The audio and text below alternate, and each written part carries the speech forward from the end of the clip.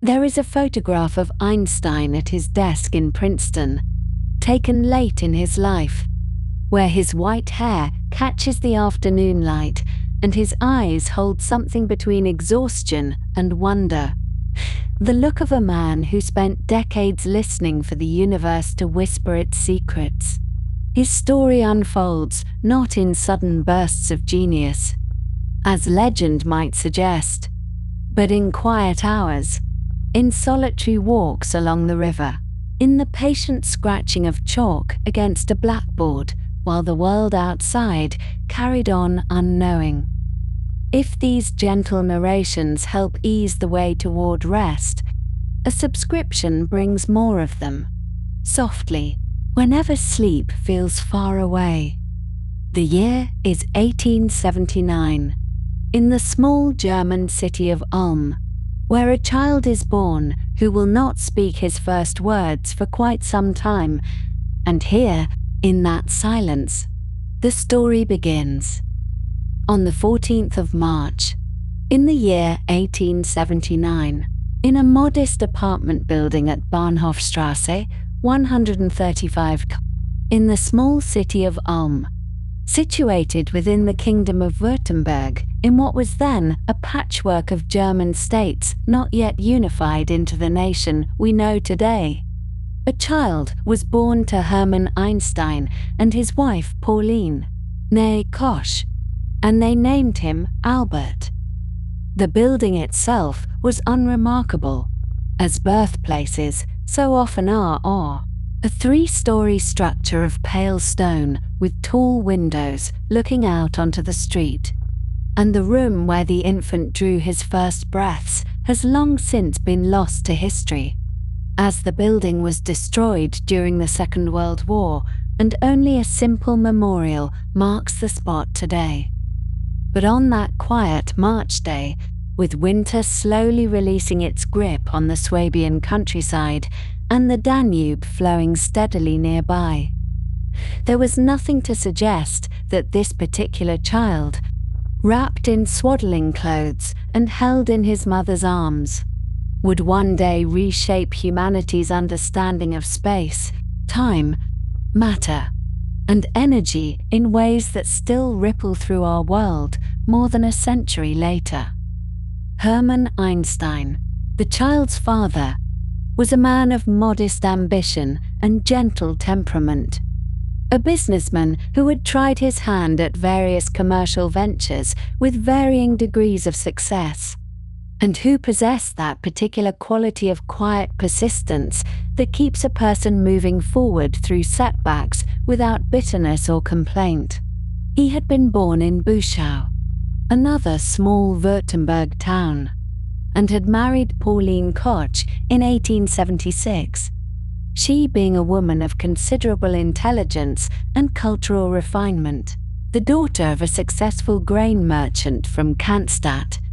and possessed of a sharp wit and deep appreciation for music that she would pass along to her children.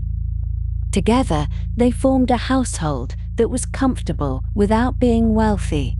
intellectual without being pretentious, and Jewish in heritage, though not strictly observant in practice, belonging to that generation of German Jews who had largely assimilated into the broader culture while maintaining certain traditions and a sense of their own distinct identity. The Einstein family did not remain long in Ulm, for when Albert was still an infant of scarcely 1 year, in 1880, his father and his uncle Jacob, who was an engineer by training and possessed a keen understanding of the emerging electrical industry, made the decision to relocate to the much larger city of Munich, the capital of Bavaria, where they saw greater opportunities for commercial enterprise. There, in the southern German metropolis, with its grand boulevards and beer halls and the distant Alps visible on clear days, Hermann and Jacob established a company they called Elektrotechnische Fabrik J. Einstein und Say, which is to say, the electrotechnical factory of J. Einstein and Company, a manufacturing concern that produced electrical equipment, including dynamos and arc lamps and various other devices that were, in that era, at the very forefront of technological progress. Electricity was still something of a novelty in the 1880s, a force that most people understood only vaguely, and the Einstein brothers positioned themselves to ride the wave of electrification that was slowly transforming European cities, bringing light to streets and power to factories in ways that must have seemed almost magical to those who remembered only gas lamps and candles. In November of 1881, when Albert was 2.5 years old, his sister Maria was born, though she would be called Major by the family throughout her life, a diminutive that carried with it all the warmth and familiarity of childhood. The bond between Albert and Major would prove to be one of the most enduring and important relationships of his entire life, a connection that persisted through decades and across continents, through fame and exile and all the upheavals that the 20th century would bring. In their youth, they were constant companions, playing together in the garden of the family home in Munich, a pleasant house with grounds large enough for children to explore, situated in the suburb of Sendling, where the Einstein factory was also located. Marja would later write a biography of her famous brother, and in it she described their childhood with a gentle fondness, recalling the games they played and the way young Albert could be both deeply absorbed in his own thoughts and entirely present with those he loved. There is something touching in the image of these two children, brother and sister, growing up together in that comfortable Munich home, unaware of the extraordinary life that awaited one of them, simply being children together in the way that children have always been, quarreling occasionally over small matters and reconciling just as quickly, sharing secrets and observations, forming that particular kind of closeness that only siblings can truly understand. It is worth pausing here to address a persistent myth that has attached itself to the story of Albert Einstein's childhood, namely, the notion that he was remarkably slow to develop language, that he did not speak until an unusually late age, and that this supposed delay was in some way connected to his later genius, as though the universe were hoarding his words until he had something truly important to say. This story has been repeated so often and with such confident authority that it has taken on the quality of established fact. But the evidence suggests a rather different picture. While it is true that young Albert was perhaps somewhat slower to begin speaking than some children, he was forming complete sentences by the age of approximately 2.5, which is well within the normal range of childhood development, and there is no credible evidence to suggest that his language acquisition was dramatically delayed in any medically significant way. The myth may have grown from comments Einstein himself made in later life about his childhood, filtered through the distortions of memory and the human tendency to find portents in the early years of remarkable individuals. But it remains a myth nonetheless, a pleasing story that we would do well to set aside as we consider the actual facts of his upbringing. What is not a myth, however, is the story of the compass, that small navigational instrument which so captivated young Albert when he was approximately 5 years old, and which he would remember and speak of throughout his life as a formative experience. The child was ill, confined to bed with some minor ailment, and his father, Hermann, seeking to amuse and distract him, brought him a simple pocket compass. The kind with a magnetic needle that swings always to point toward the north. To most children, and indeed to most adults, a compass is a useful tool and little more, a device that tells you which direction you are facing. Helpful for navigation, but hardly mysterious. But young Albert, lying in his bed and turning the compass this way and that, watching the needle swing and settle, always returning to the same orientation no matter how he moved the case, was struck by something profound. Here was an object that behaved according to invisible forces, forces that could not be seen or heard or touched, but which were nonetheless entirely real and capable of moving physical matter across empty space. The needle knew nothing of the walls of the room or the hand that held it. It responded only to something unseen, something that permeated space itself and reached out across vast distances. And this struck the child as deeply, almost disturbingly, wonderful. In later years, Einstein would describe this experience as having left a deep and lasting impression upon him, a moment when he first glimpsed the existence of something behind the ordinary appearances of things, a hidden order that was not immediately visible, but which governed the behavior of the physical world. This is, in some sense, the central preoccupation of physics itself, the search for the invisible laws that underlie the visible phenomena, and it is touching to think that this lifelong quest began with a small boy in bed, slowly turning a compass in his hands and wondering what force could reach through space to move that trembling needle. His father could not have known, as he handed the compass to his sick child, that he was providing a spark that would eventually illuminate the deepest structures of reality itself. But such is often the way with the seemingly small moments of childhood. Albert began his formal education at the Catholic Petersschule, a primary school in Munich that accepted students regardless of their religious background. And so it was that a Jewish boy found himself learning his letters and numbers alongside Catholic children,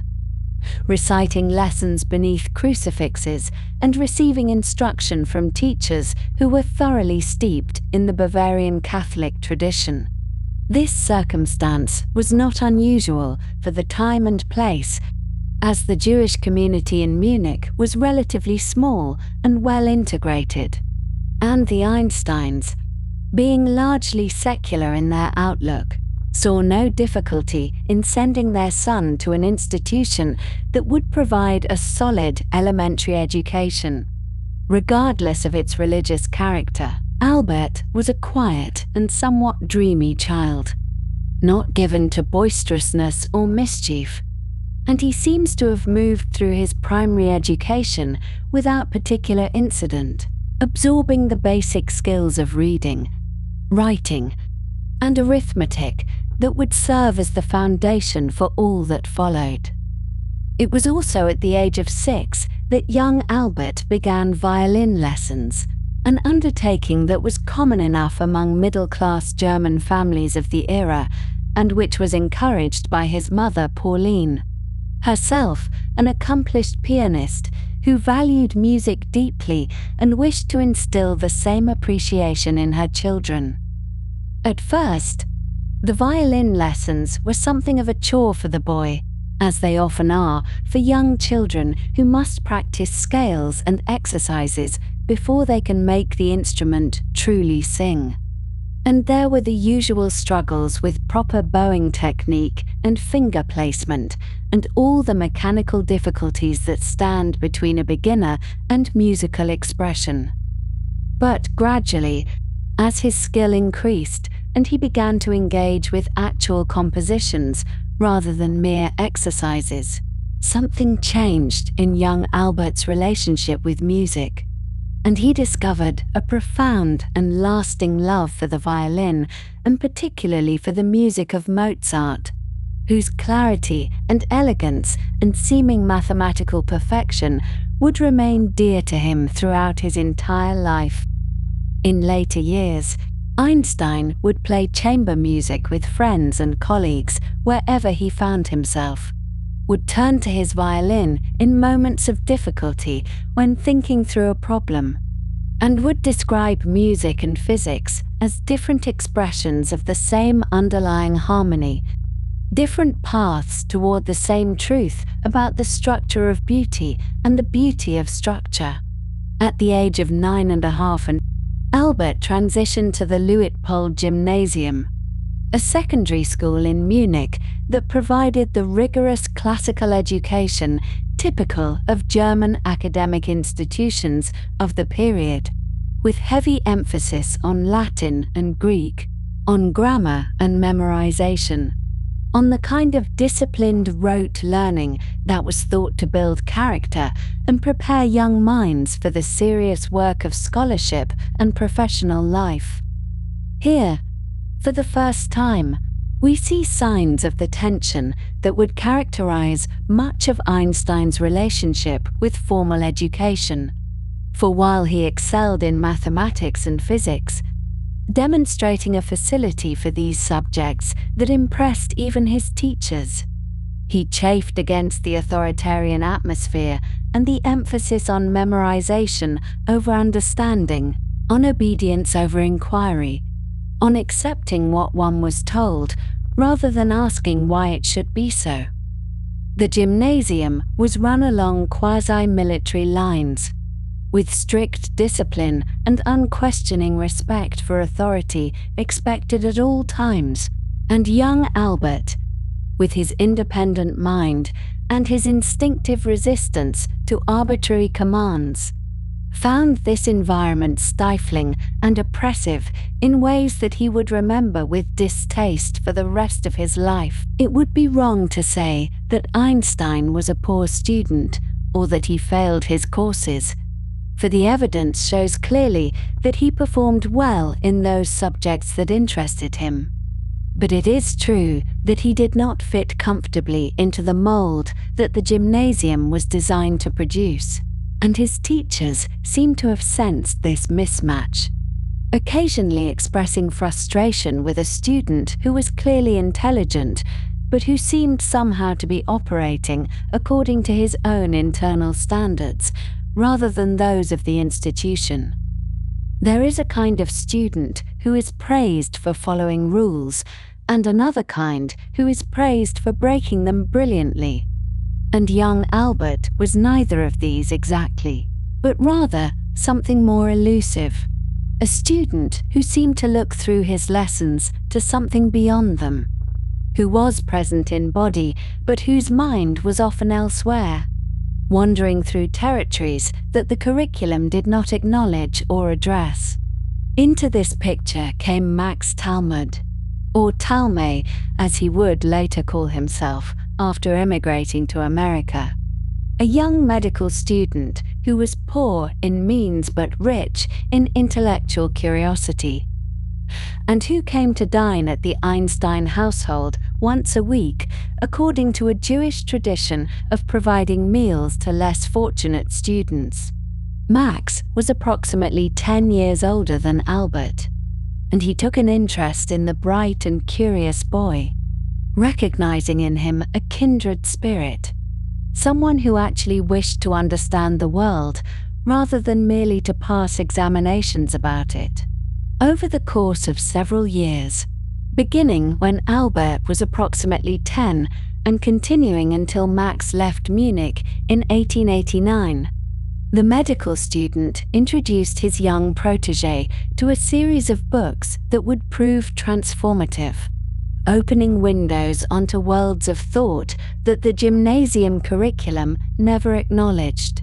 There were popular science books of the sort that explained the latest discoveries in physics and astronomy in terms accessible to general readers,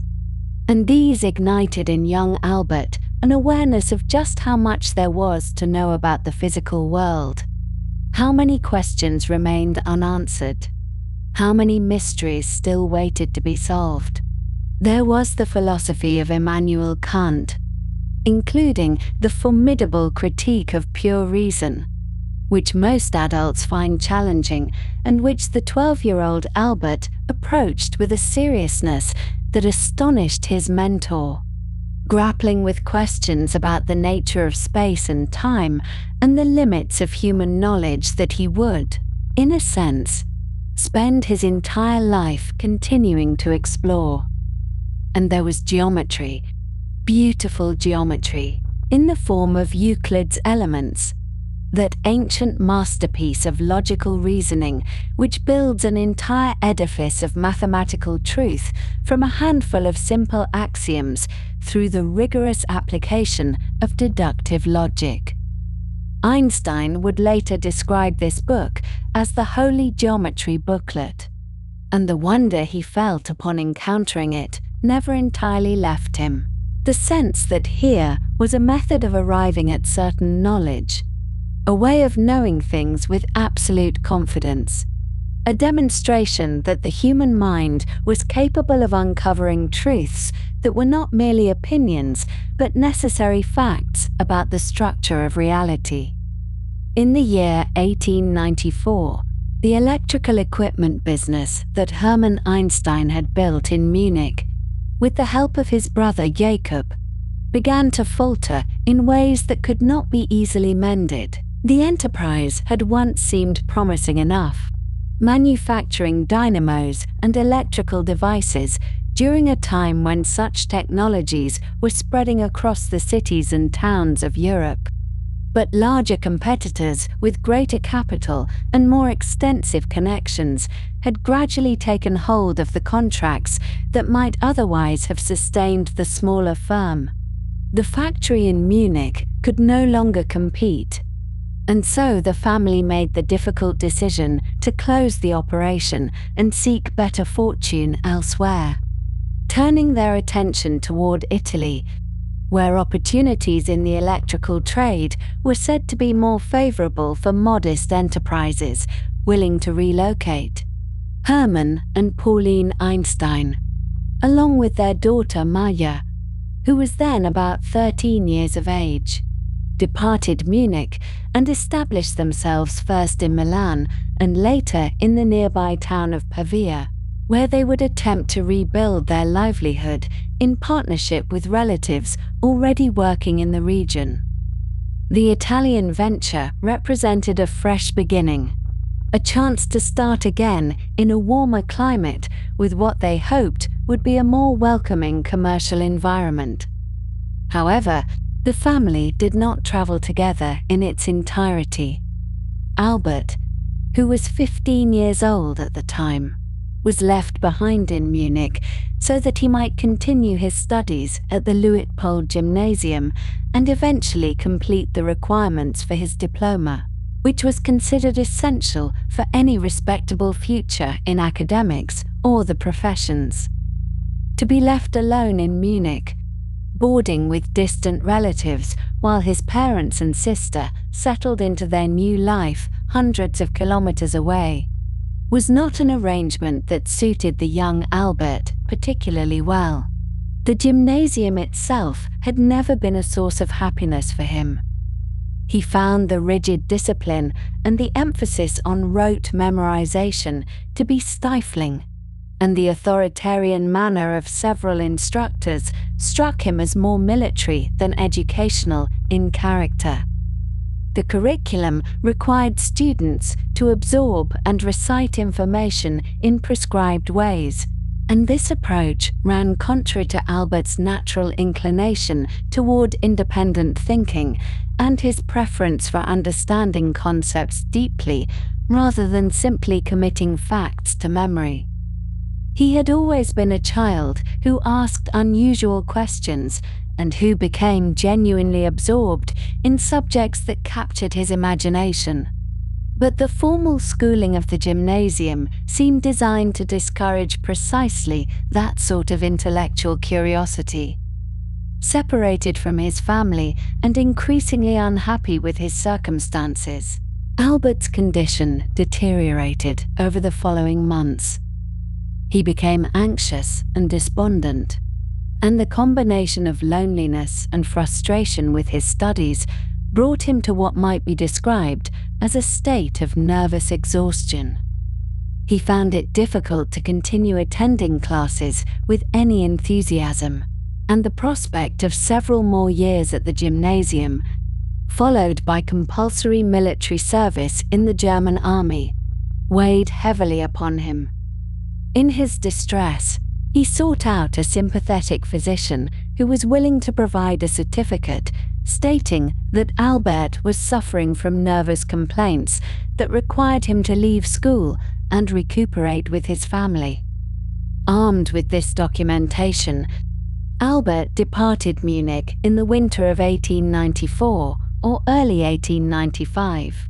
leaving the Luitpold Gymnasium behind without having obtained his diploma. He travelled south across the Alps and rejoined his parents in Italy,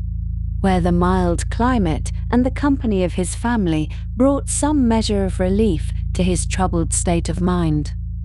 His father was not entirely pleased by this turn of events, as the lack of a diploma presented obvious difficulties for Albert's future prospects. But the immediate crisis of his son's well-being took precedence over concerns about academic credentials. For several months, Albert enjoyed a period of relative freedom, wandering through the towns and countryside of northern Italy, visiting museums and historical sites, and reading widely on subjects that interested him. He helped with the family business when it was useful, and he gave considerable thought to what path his life might take. It was during this period that Albert took a significant step regarding his legal status. He had developed a strong aversion to the German Empire and particularly to the militarism that pervaded its institutions.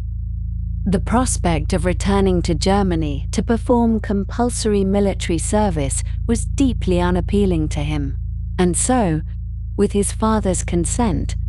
he initiated the process of renouncing his German citizenship. This was accomplished formally in January of 1896, when Albert was 16 years of age. The renunciation left him without any national citizenship at all, a condition known as statelessness, which would persist for the next 5 years until he eventually obtained Swiss citizenship in 1901. To be without a country was an unusual circumstance, but Albert seemed unbothered by the lack of formal national belonging, and it freed him from obligations he had no wish to fulfill. The question of education remained. However, without a gymnasium diploma, Albert could not easily gain admission to a university, but there existed one notable exception. The Swiss Federal Polytechnic School in Zurich, known by its German initials as the ETH Arch, permitted applicants to sit an entrance examination regardless of whether they held the standard secondary school credentials. If a candidate could demonstrate sufficient knowledge and ability through this examination, he might be admitted directly. In the autumn of 1895, Albert travelled to Zurich to attempt this entrance examination, even though at 16 he was younger than most applicants, who typically sat the exam at 17 or 18. The results of this first attempt were mixed in an interesting way. Albert performed exceptionally well in the sections dealing with mathematics and physics, subjects in which his self-directed reading and natural aptitude served him admirably. However, his performance in other areas, including languages, botany, zoology, and the literary portions of the examination, was not sufficient to meet the overall requirements for admission. The breadth of knowledge expected by the examiners exceeded what Albert had acquired during his interrupted schooling and his months of informal study in Italy. He had failed the entrance examination, though the examiners took note of his remarkable abilities in the scientific subjects. The director of the ETH at that time was impressed enough by Albert's mathematical results that he suggested a remedy for the young man's situation. Rather than waiting another year to attempt the examination again, Albert might spend a year at a well-regarded secondary school in Switzerland, where he could complete his general education and obtain the credentials that would allow him to enter the Polytechnic without further examination. The school recommended was the Cantonal School in Aarau, a town in the canton of Aargau, not far from Zurich. Albert's father agreed to this plan, and arrangements were made for Albert to enroll at the Argovian Cantonal School for the academic year 1895 to 1896. The experience at Aarau proved to be quite different from the unhappy years at the Munich gymnasium. The Swiss school was more liberal in its approach to education, encouraging students to think for themselves and to engage with ideas rather than simply memorizing prescribed material. The teachers were less authoritarian, and the atmosphere was more conducive to the sort of intellectual curiosity that Albert possessed in abundance. He found himself enjoying his studies in a way that had not been possible in Munich, and his spirits improved considerably during this year. While studying at Aarau, Albert boarded with the family of Jost Winteler, a teacher at the school who specialized in history and Greek. The Winteler household was warm and welcoming, filled with lively conversation and genuine affection, and Albert was treated almost as a member of the family. Jost Winteler and his wife Rosa had several children, and the household atmosphere was intellectually stimulating and emotionally supportive in equal measure. Albert developed close bonds with various members of the family, and these connections would prove lasting. Indeed, his sister Maja would eventually marry Paul Winteler, one of the sons, and his close friend Michel Besso would marry Anna Winteler, one of the daughters. During his time with the Wintelers, Albert also developed a romantic attachment to another of the daughters, Marie, who was about 2 years older than him. The relationship was apparently affectionate and heartfelt on both sides, at least for a time, with the young couple exchanging tender letters and enjoying each other's company. However, the romance did not survive Albert's departure from Aarau. Once he moved to Zurich to begin his studies at the Polytechnic, his attentions gradually shifted elsewhere, and the relationship with Marie came to an end, causing her considerable unhappiness.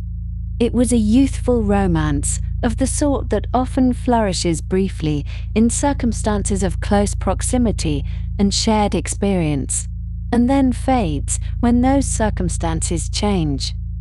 It was also during this period,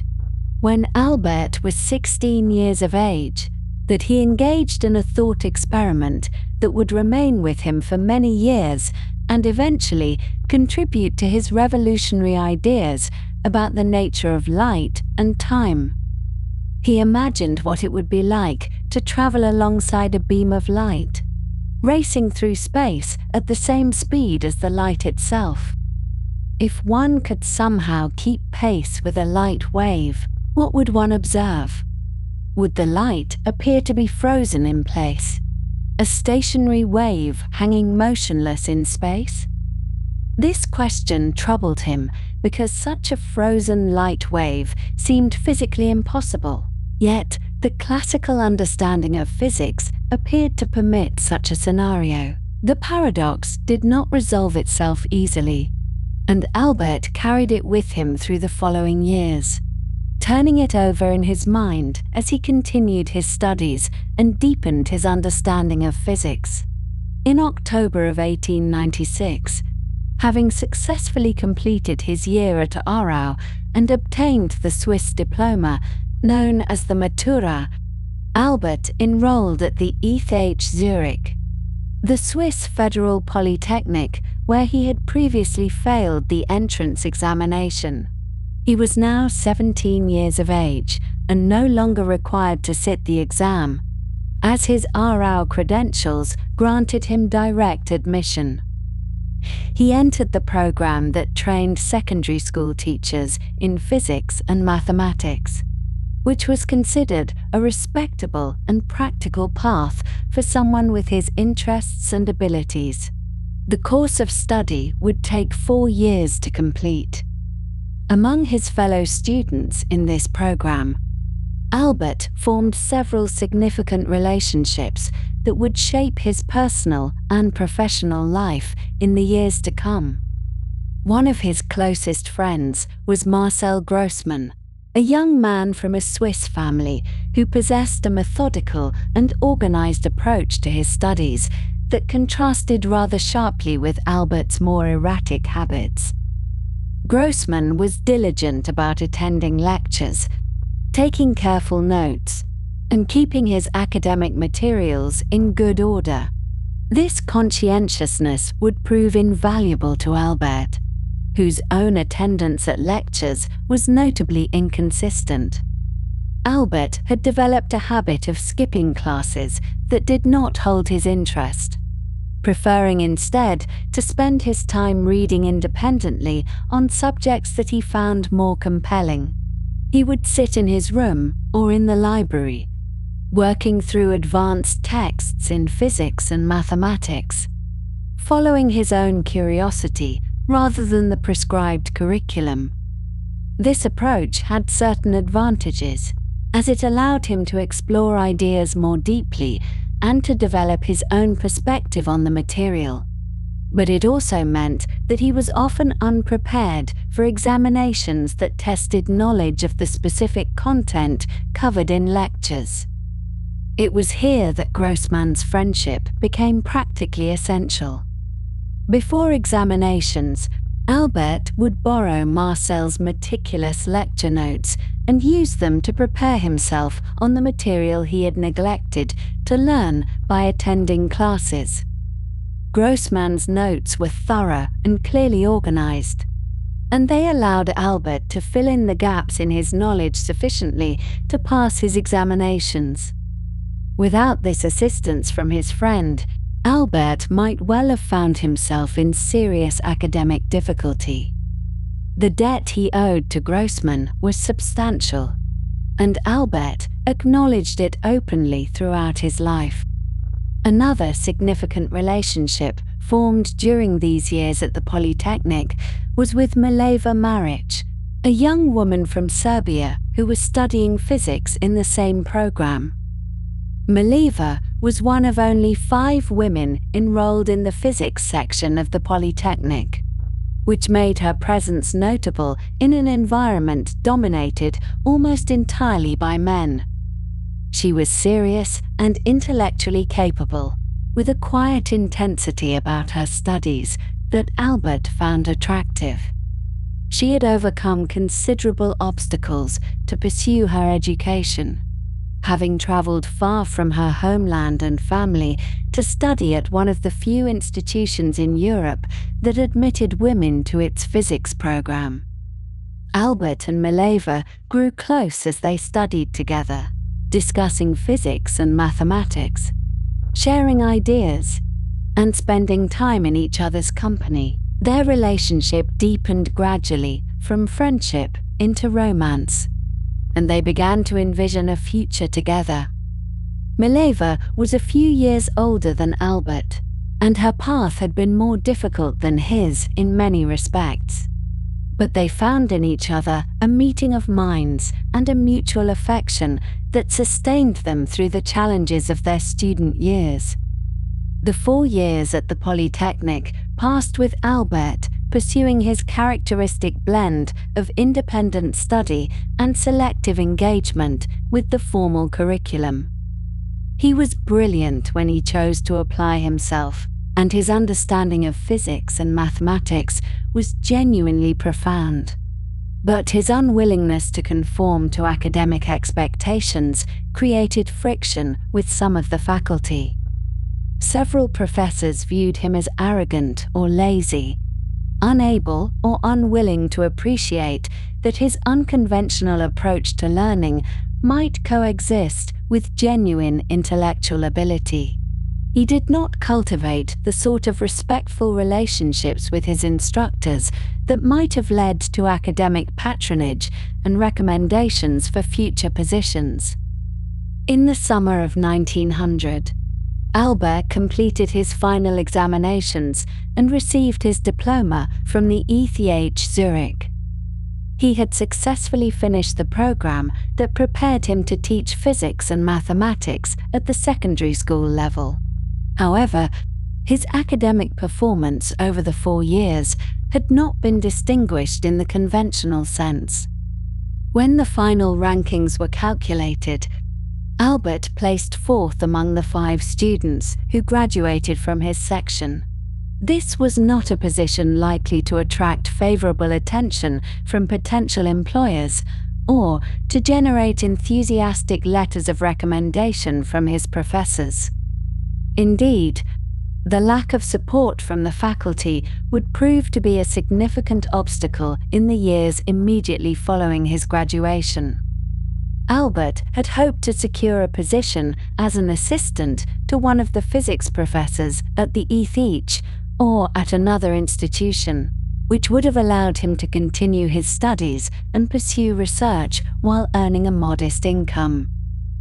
Such positions were typically obtained through the recommendation of one's professors, who would write letters attesting to the abilities and promise of their former students. In Albert's case, no such recommendations were forthcoming. The professors who might have helped him seemed disinclined to do so, whether because of his poor attendance at lectures, his perceived arrogance, or simply because his unconventional manner had failed to impress them. And so, Albert Einstein found himself, at the age of 21, holding a diploma that qualified him to teach secondary school, but lacking the connections and recommendations that might have opened doors to a career in academic physics. He had no job, no prospects for a university position, and a romantic relationship with Mileva that his parents did not particularly approve of. The years ahead would bring considerable difficulties before circumstances finally shifted in his favor. But that is a story for another time,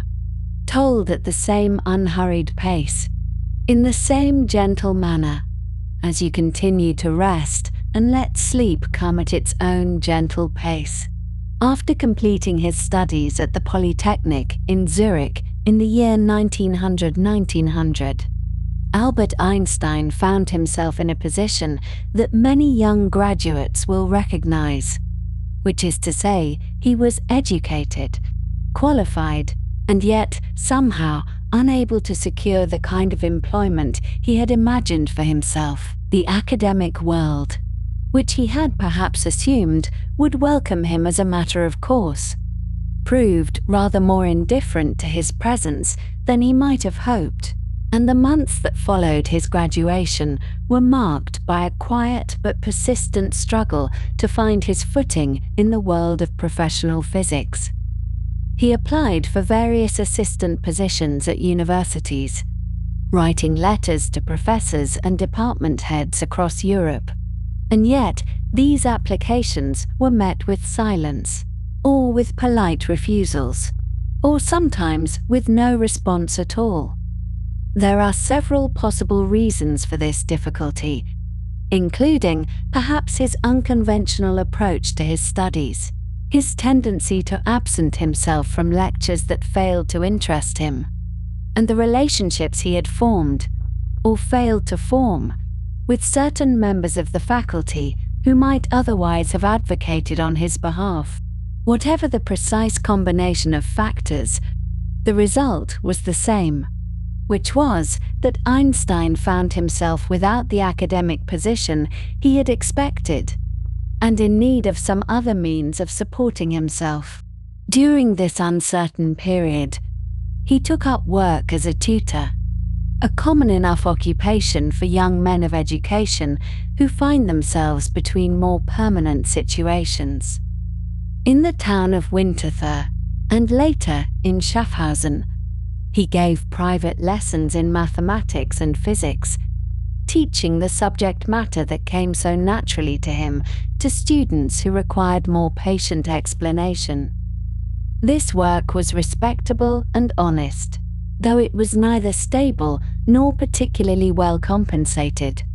and it left Einstein in a state of continued uncertainty about his future prospects.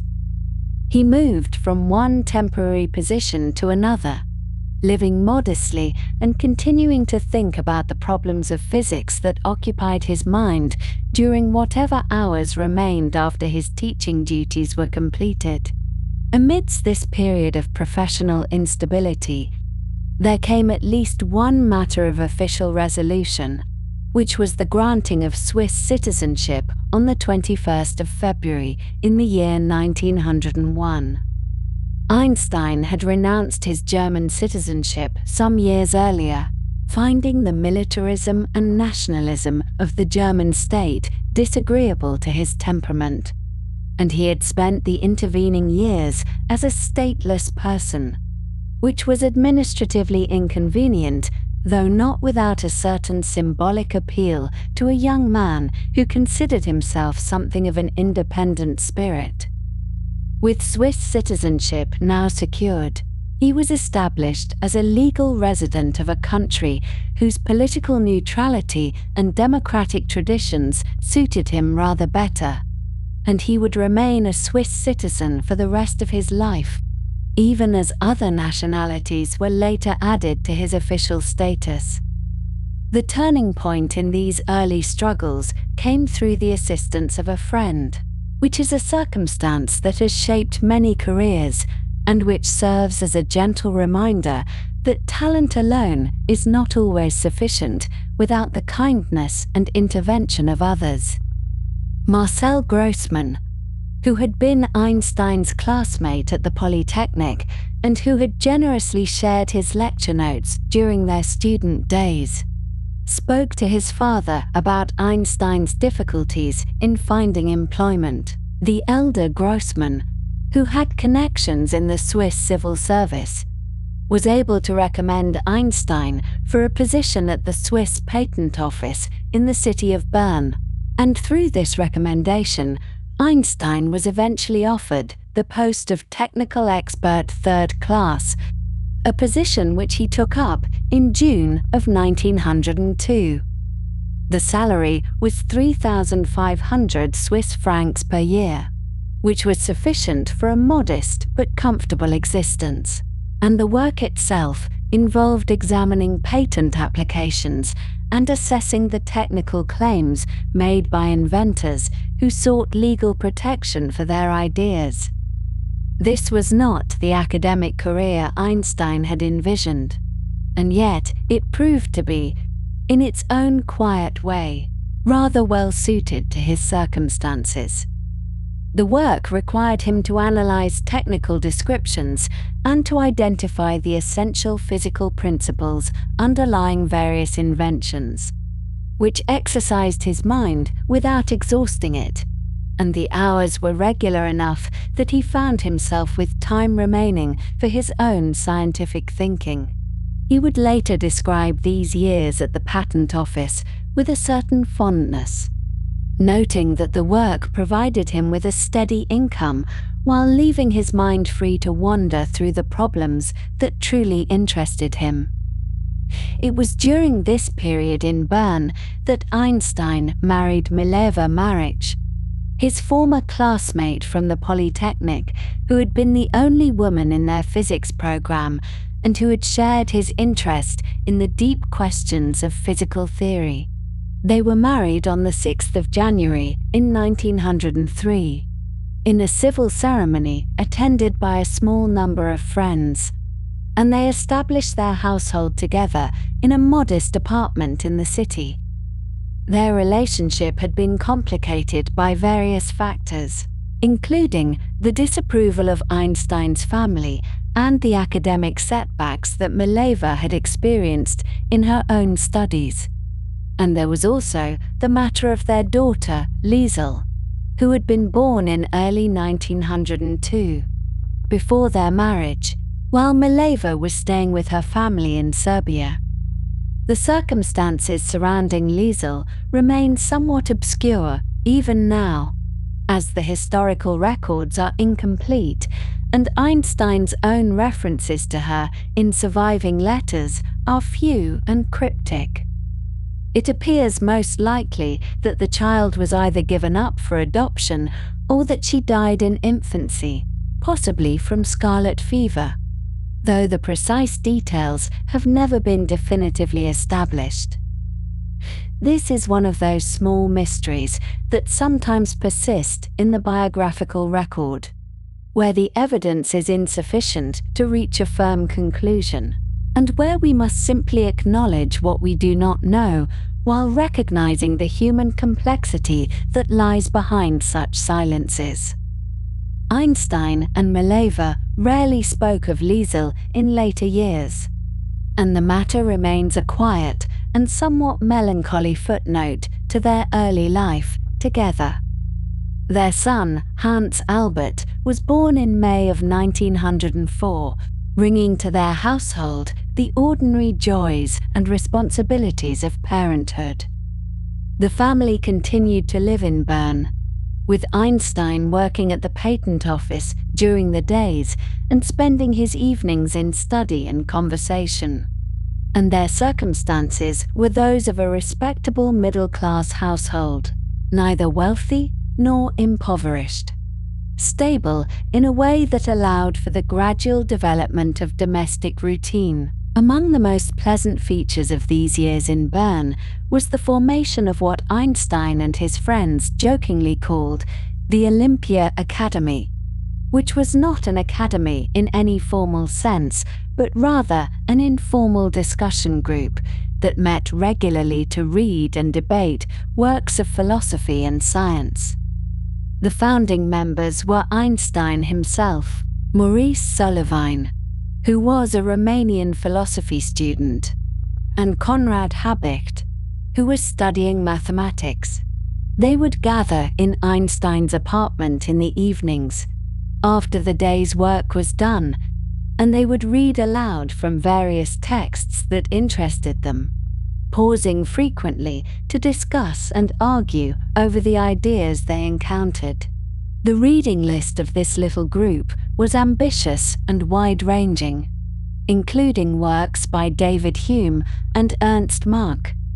John Stuart Mill and Baruch Spinoza, Henri Poincaré and Richard Dedekind. They read these texts slowly and carefully, taking them seriously as sources of genuine insight, while also maintaining a spirit of friendly irreverence and intellectual playfulness. The conversations would often continue late into the night, accompanied by simple food and modest portions of tea or wine, and the atmosphere was one of genuine curiosity combined with the warm companionship of young men who found in each other a shared appetite for understanding the fundamental nature of things. Einstein would later recall these meetings with great affection,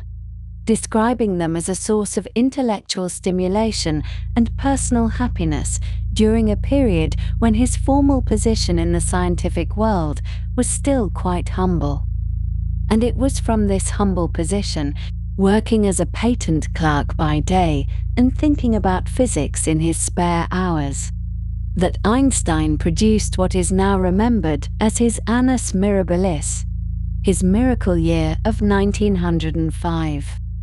In the course of that single year, he published 4 papers in the German physics journal Annalen der Physik, each of which addressed fundamental questions in physics, and each of which would prove to have far-reaching consequences for the development of scientific thought. The first of these papers,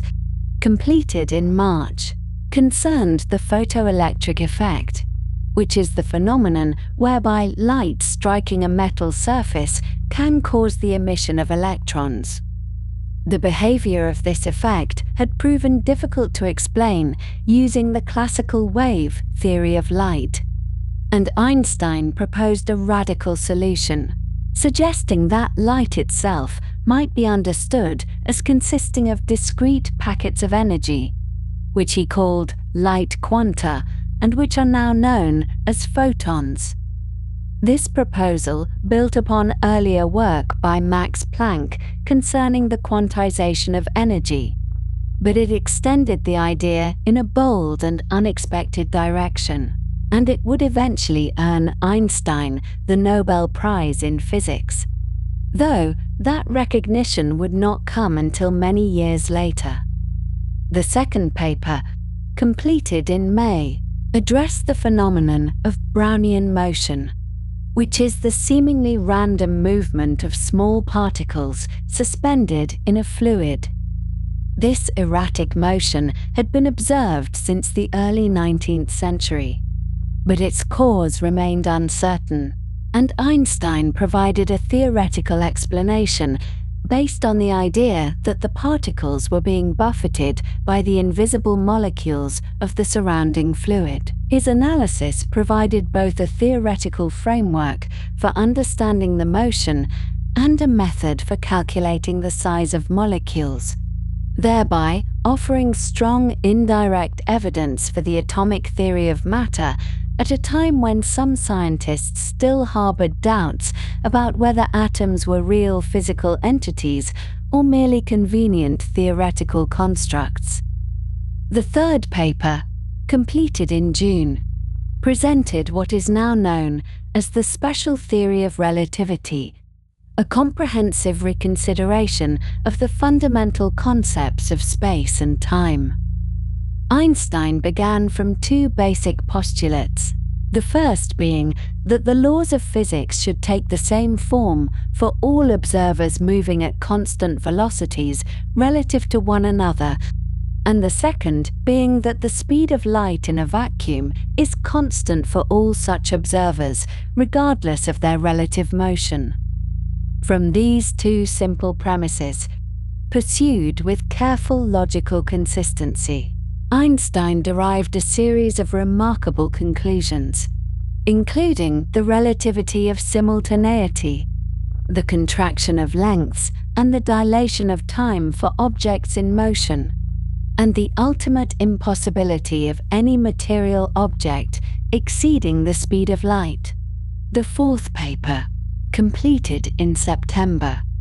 was a brief addendum to the relativity paper, in which Einstein demonstrated that mass and energy are equivalent and interchangeable, related by what would become the most famous equation in all of physics,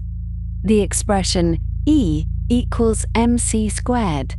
where c represents the speed of light.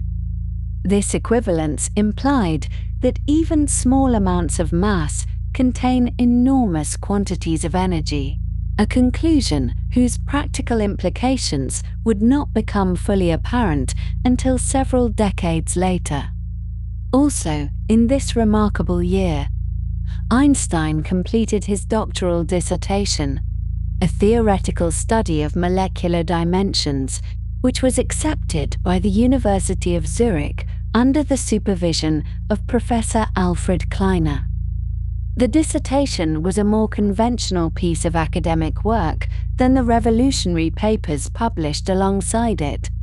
but it demonstrated Einstein's technical competence and earned him the doctoral degree that would facilitate his eventual entry into academic life.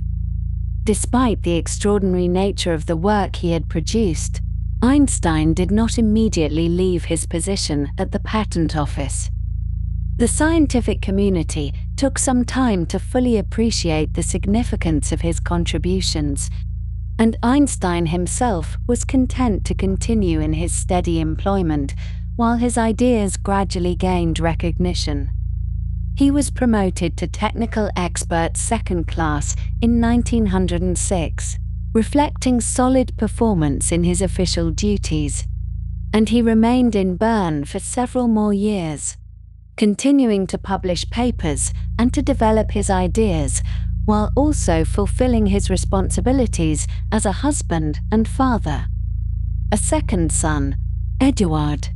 was born in July of 1910, by which time Einstein's scientific reputation had grown considerably and the possibility of an academic career had become realistic at last. His first academic appointment came in 1909, when he was offered an associate professorship at the University of Zurich, and he accepted this position, bringing to a close his years at the patent office and beginning the academic career that his years of quiet work had finally made possible. In the year 1909, Albert Einstein's circumstances began to shift in ways that would carry him, slowly and steadily, from the relative obscurity of a patent office in Bern toward the very center of the scientific world. He had by this time already published the remarkable papers that would later define his legacy. Yet the broader recognition of his work was only beginning to take shape, and the institutions of higher learning were only now turning their attention towards this quiet, thoughtful man who had been theorizing about the nature of light and time while examining patent applications for various mechanical devices. The academic world, with its traditions and its hierarchies, was preparing to welcome him, though the path ahead would prove winding, taking him through several cities and several countries before he would find himself settled, if one could ever truly call Einstein settled, in the German capital of Berlin.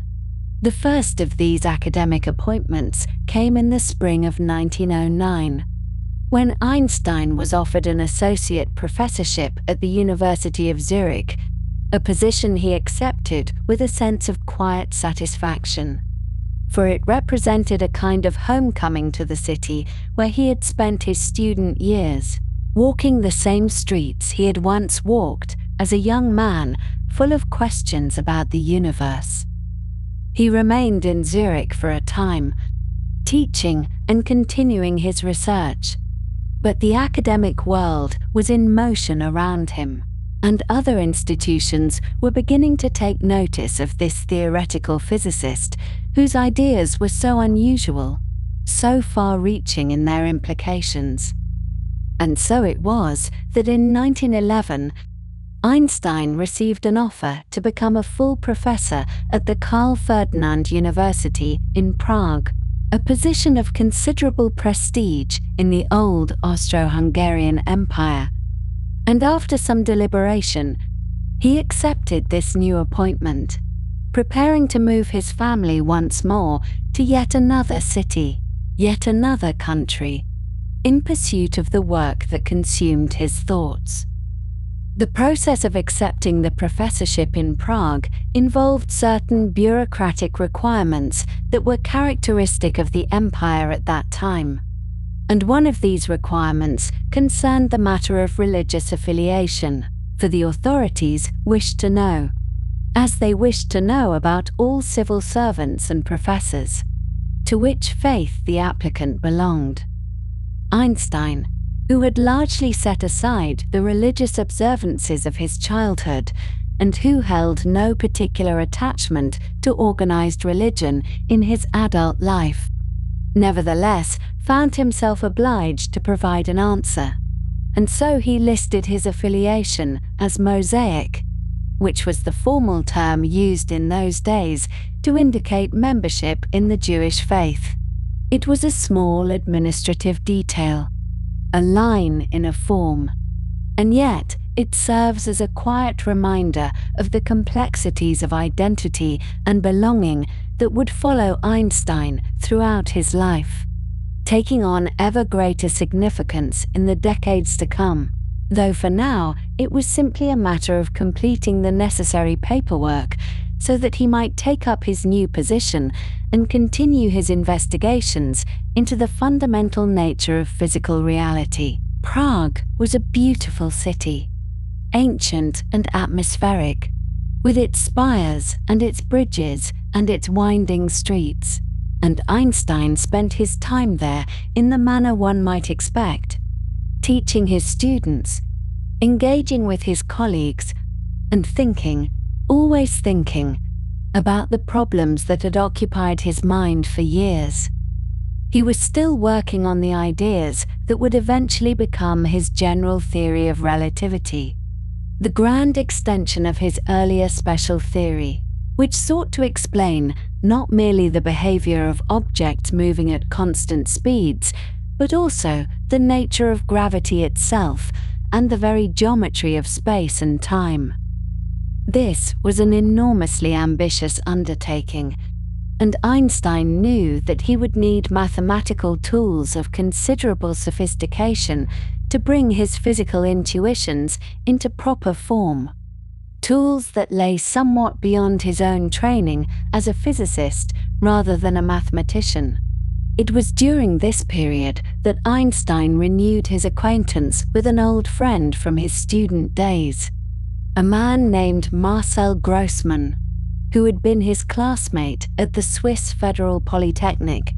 the institution now known as ETH Zurich. Grossmann was a mathematician skilled in precisely the sort of advanced techniques that Einstein found himself needing, and the two men began a collaboration that would prove essential to the development of general relativity. Grossmann introduced Einstein to the work of the 19th century mathematician Bernhard Riemann, whose ideas about curved spaces and non-Euclidean geometry provided the conceptual foundation upon which Einstein's theory could be built. Together, they explored the intricacies of Riemannian geometry and tensor calculus,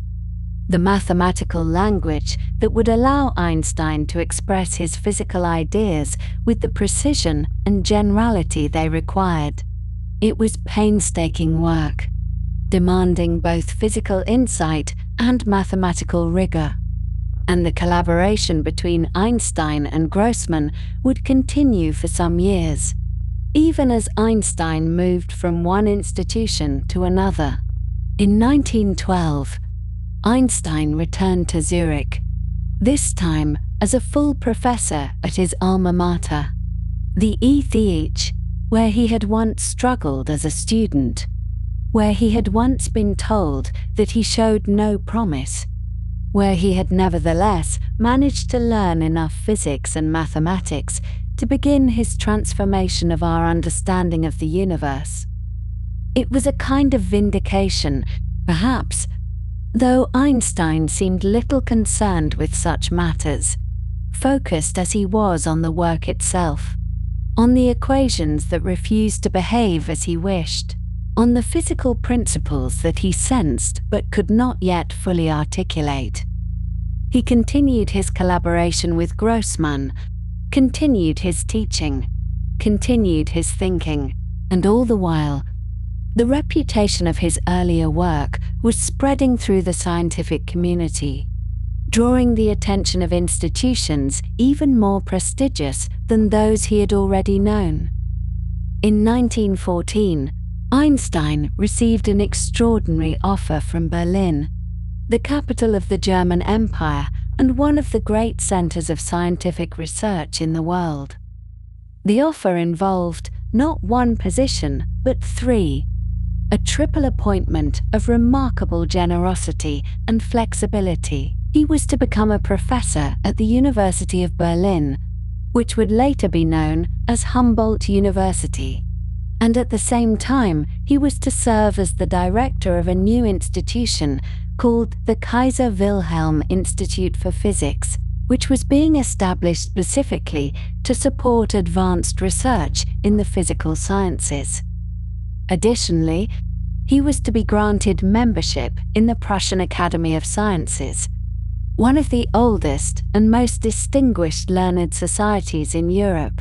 What made this arrangement particularly appealing to Einstein was a condition that might seem unusual to those unfamiliar with the demands of theoretical work, namely that he would have no teaching duties whatsoever, leaving him free to devote his entire attention to his research, to the completion of the general theory of relativity that had occupied his thoughts for so many years. It was an offer he could not refuse, and so Einstein prepared to move to Berlin, to take up residence in the city that would be his home, with various interruptions, for nearly 2 decades. Einstein arrived in Berlin in April of 1914, accompanied by his wife Mileva and their 2 sons, Hans Albert and Eduard. But the family's time together in the German capital would prove to be brief and troubled. The marriage between Albert and Mileva had been deteriorating for some time, strained by the demands of Einstein's work, by the differences in their temperaments, by the accumulated weight of disappointments and misunderstandings that so often accumulate in marriages over time. Within a few months of their arrival in Berlin, Mileva made the decision to return to Zurich with the boys, and although the formal divorce would not come until some years later, the separation was in practical terms complete. Einstein remained in Berlin, alone in a city he did not particularly love, at a time when the world around him was about to descend into a catastrophe of unprecedented scale. In the summer of 1914, the assassination of Archduke Franz Ferdinand set in motion a chain of events that led to the outbreak of the First World War, a conflict that would reshape the map of Europe, claim millions of lives, and leave scars upon the collective memory of humanity that have never fully healed. Einstein found himself living in the capital of one of the principal belligerents, surrounded by colleagues and fellow citizens who were, for the most part, swept up in the patriotic fervor that accompanied the outbreak of hostilities. Many of the leading intellectuals and academics of Germany lent their voices to the war effort, most notably in a document that came to be known as the Manifesto of the 93, a declaration signed by 93 prominent German scientists, scholars, and artists that defended Germany's military actions and denied reports of atrocities committed by German troops in Belgium. The manifesto was widely distributed and widely condemned in other countries, contributing to the poisoning of international intellectual relations that was one of the many tragedies of the war. Einstein,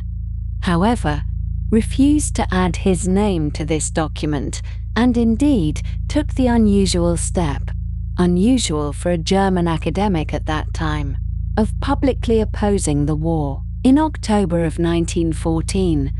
he was one of only 4 signatories to a counter-document known as the Manifesto to Europeans, a pacifist appeal drafted by the physician Georg Friedrich Nicolai that called for European intellectuals to work toward peace and international understanding rather than fanning the flames of nationalist hatred. It was a courageous act, though a quiet one, for the manifesto attracted little attention at the time, and its signatories faced no serious consequences. Yet it marked Einstein as a man whose political and moral convictions were not easily swayed by the pressures of his environment, a characteristic that would become ever more prominent in his later years. During the war years, Einstein continued his scientific work, driven by an intensity of purpose that seemed to insulate him, at least partially, from the horrors unfolding around him. He was also, during this period, developing a personal relationship with a woman named Elsa Löwenthal, who was in fact his cousin, the daughter of one of his mother's sisters. Elsa was a few years older than Albert, divorced, with 2 daughters of her own, and she lived in Berlin, where she began to provide companionship and care to her famous cousin. The relationship deepened over time, and although Einstein was still technically married to Mileva, it was understood by all concerned that the marriage was over in all but name. In November of 1915, Einstein achieved what he would later describe as the greatest intellectual accomplishment of his life. After years of struggle, years of false starts and mathematical difficulties and physical intuitions that refused to crystallize into proper equations, he finally completed the general theory of relativity, presenting his findings in a series of 4 lectures to the Prussian Academy of Sciences. The theory was a thing of extraordinary beauty and profound consequence, describing gravity not as a force acting across empty space, but as a curvature of space and time itself, produced by the presence of mass and energy. The equations of general relativity were complex and demanding, yet they possessed an elegance that Einstein found deeply satisfying, a sense of rightness that confirmed to him, more strongly than any experimental test could, that he had glimpsed something true about the nature of the universe. The years following this triumph were not easy ones for Einstein. In 1917, he fell seriously ill, diagnosed with a stomach ulcer, along with problems affecting his liver and a bout of jaundice that left him weakened and confined to bed for extended periods.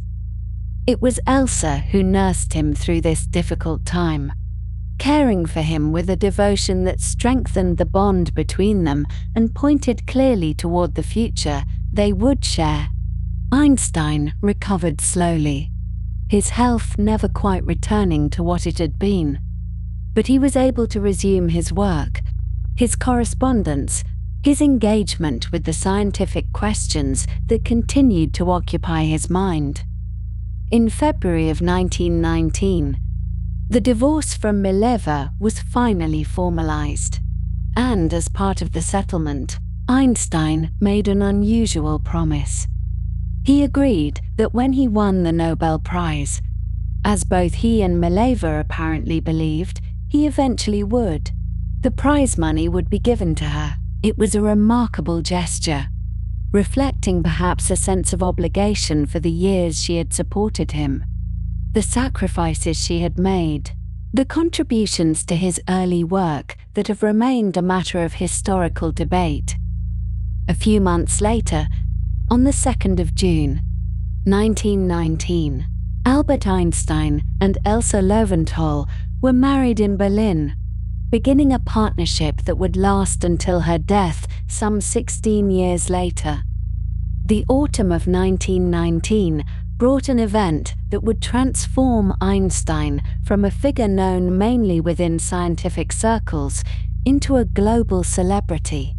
a name recognized in households around the world. Earlier that year, on the 29th of May, a total solar eclipse had been visible from certain locations in the southern hemisphere,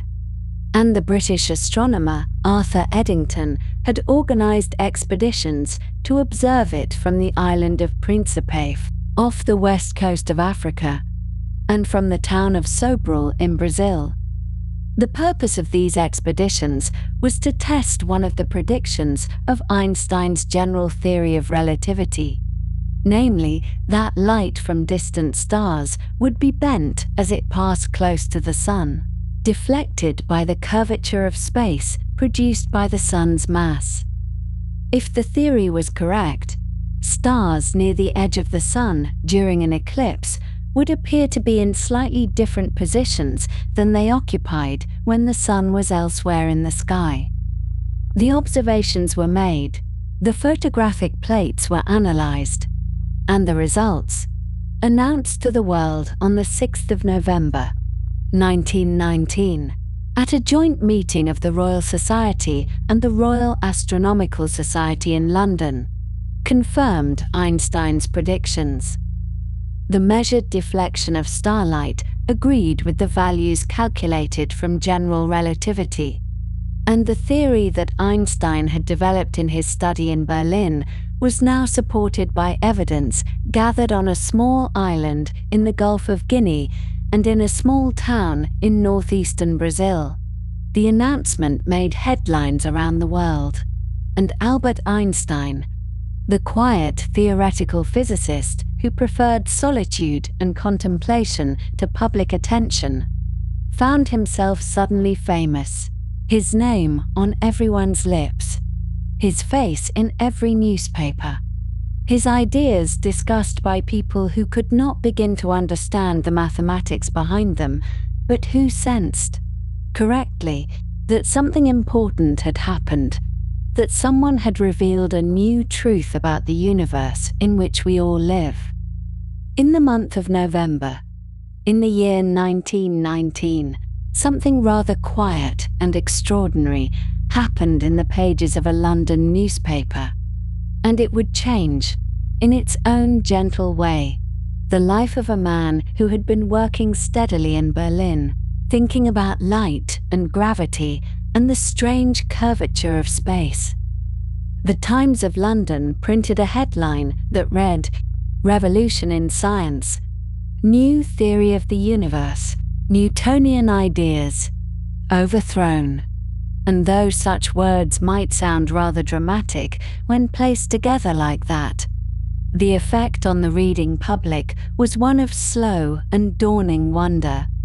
a kind of collective realization that the universe they had understood for more than 2 centuries, the universe of Isaac Newton with its predictable forces and its straight lines of gravitational pull,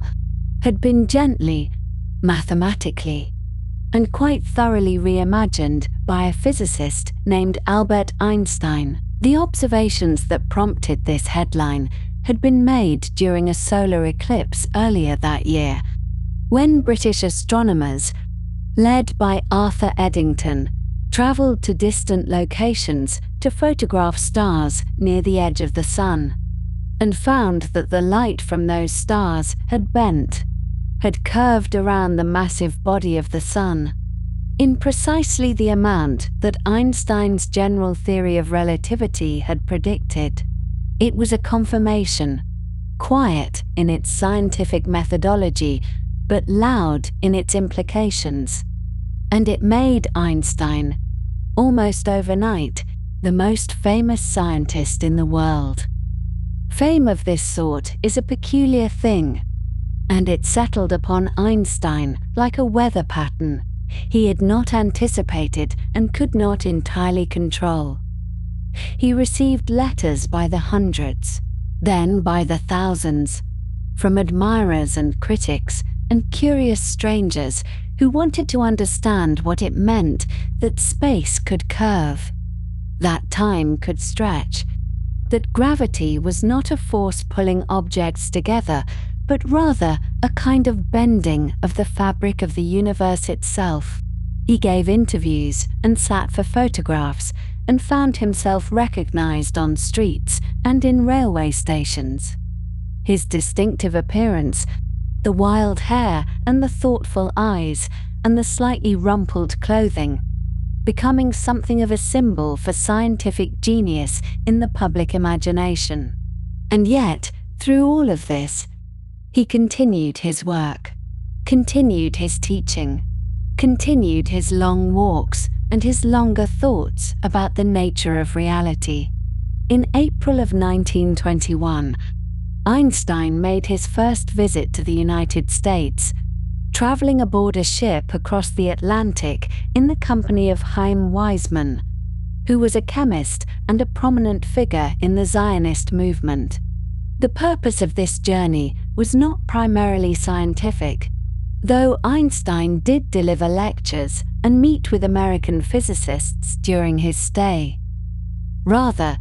the trip was undertaken to raise funds and awareness for the establishment of the Hebrew University of Jerusalem, an institution that Weizmann and others hoped would become a center of learning and research in what was then British-controlled Palestine.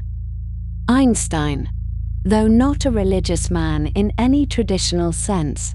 felt a deep connection to his Jewish heritage and a growing concern for the welfare of Jewish communities in Europe, where anti-Semitism had been rising with troubling persistence. He lent his name and his newly acquired fame to this cause, speaking at gatherings and dinners, allowing his presence to draw attention and donations to the project. The trip was considered a success, and it marked the beginning of Einstein's long and complicated relationship with both America and the Zionist movement. The following year brought recognition of a more formal kind, when on the 9th of November, 1922, Albert Einstein was awarded the Nobel Prize in Physics. The prize was officially for the year 1921,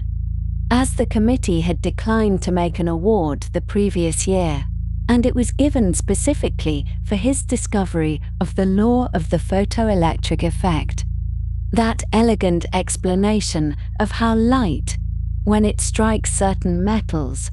can knock loose electrons in a manner that reveals the particle-like nature of light itself. It is worth noting, in that gentle way that facts sometimes arrange themselves unexpectedly, that Einstein did not receive the Nobel Prize for his theories of relativity, neither the special theory nor the general theory that had made him so famous. The Nobel Committee, in its careful and conservative deliberations, had determined that relativity, despite the Eddington observations, was still not proven to their satisfaction, still too theoretical, perhaps too revolutionary to be honored with their most prestigious award. And so it was the photoelectric effect, that earlier work from 1905, that quiet paper that helped give birth to quantum mechanics, that received the official recognition of Stockholm. The prize money, which amounted to approximately 32,000 Swedish krona, did not remain with Einstein himself. According to the terms of his divorce agreement with Mileva, reached some years earlier when their marriage had finally and sadly concluded, the Nobel Prize money was to go to her, and so it did, providing her with financial security and funds to care for their 2 sons. Einstein's fame carried him across the world in the years that followed,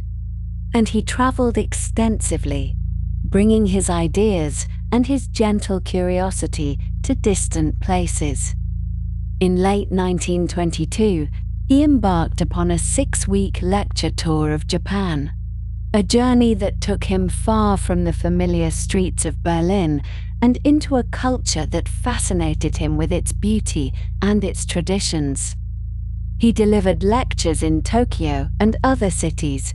speaking through interpreters to audiences eager to hear about relativity and the nature of the universe. During this visit, he was granted an audience with Emperor Taisho, a meeting that Einstein found memorable and moving in its quiet formality. The Japanese people received him with great warmth and respect, and he wrote fondly of his experiences there in letters and in his travel diary. The following year, in 1923, Einstein visited Palestine for the first time, traveling to the land that held such significance for the Hebrew University project he had supported. There, at the site where the university would eventually stand, On Mount Scopus, overlooking Jerusalem, he delivered the first scientific lecture ever given at what would become that institution, speaking about his theories to an audience gathered under the open sky. It was a symbolic moment. A scientist bringing knowledge to a place where knowledge would, it was hoped, flourish for generations to come. And in 1925, he traveled to South America, visiting Argentina, Uruguay, and Brazil, delivering lectures and meeting with scientists and dignitaries in cities that welcomed him as both a celebrity and a serious thinker. Throughout these years of travel and public recognition, Einstein continued his scientific work, engaging in debates and collaborations that would shape the course of physics for decades to come. In 1924 and 1925, he collaborated with a young Indian physicist named Satyendra Nath Bose, who had sent Einstein a paper proposing a new way of thinking about the statistical behavior of certain particles, those particles that would come to be called bosons in his honor. Einstein recognized the importance of Bose's work, helped to have it published, and then extended the ideas further, developing what is now known as Bose-Einstein statistics and predicting the existence of a strange new state of matter, a Bose-Einstein condensate, in which particles cooled to temperatures approaching absolute zero would begin to behave as a single quantum entity. This prediction would not be experimentally confirmed until many decades later, in 1995, but it stands as another example of Einstein's remarkable ability to see, through mathematics and intuition, phenomena that lay far beyond the experimental capabilities of his time. It was also during these years that Einstein began his long and increasingly consuming quest for a unified field theory, a single mathematical framework that would combine gravity and electromagnetism, and perhaps all the forces of nature, into one elegant description of reality. This quest would occupy much of his remaining scientific life, drawing him away from the mainstream of physics as it developed, but he pursued it with a quiet determination, believing that the universe, at its deepest level, must be governed by principles of simplicity and beauty that had not yet been fully discovered. The debates of this era also brought Einstein into gentle but persistent disagreement with some of the brightest minds in physics, particularly regarding the emerging theory of quantum mechanics. At the Solvay conferences of 1927 and 1930, Einstein engaged in famous exchanges with Niels Bohr, the Danish physicist who had become one of the foremost interpreters of quantum theory. Einstein found himself troubled by certain aspects of quantum mechanics, particularly its reliance on probability and its apparent rejection of strict determinism at the subatomic level. He expressed his unease with a phrase that has since become well known, saying that God does not play dice, by which he meant that he could not accept a universe in which the fundamental laws were matters of chance rather than certainty. Bohr and others defended the quantum view, and the debates continued, conducted with mutual respect and intellectual rigor. But Einstein never fully reconciled himself to the probabilistic nature of quantum mechanics, and this would remain a point of philosophical difference throughout his life. In Berlin, Einstein maintained an apartment at Haberlandstrasse 5, a residence that became something of an intellectual salon, a gathering place for scientists, artists, writers, and thinkers who came to discuss ideas and share in the stimulating atmosphere that surrounded him. And in 1929, seeking a retreat from the pressures of urban life and the demands of fame, Einstein had a summer home built in the village of Kaputhe, near Potsdam, on the shores of a quiet lake. He loved this place dearly, finding peace in its simplicity and in the pleasure of sailing, a pastime he had enjoyed for many years. He kept a small sailboat there, which he named Timmler, the German word for porpoise, and he would spend hours on the water, letting the wind carry him across the lake while his mind wandered through the problems of physics and the questions of the universe.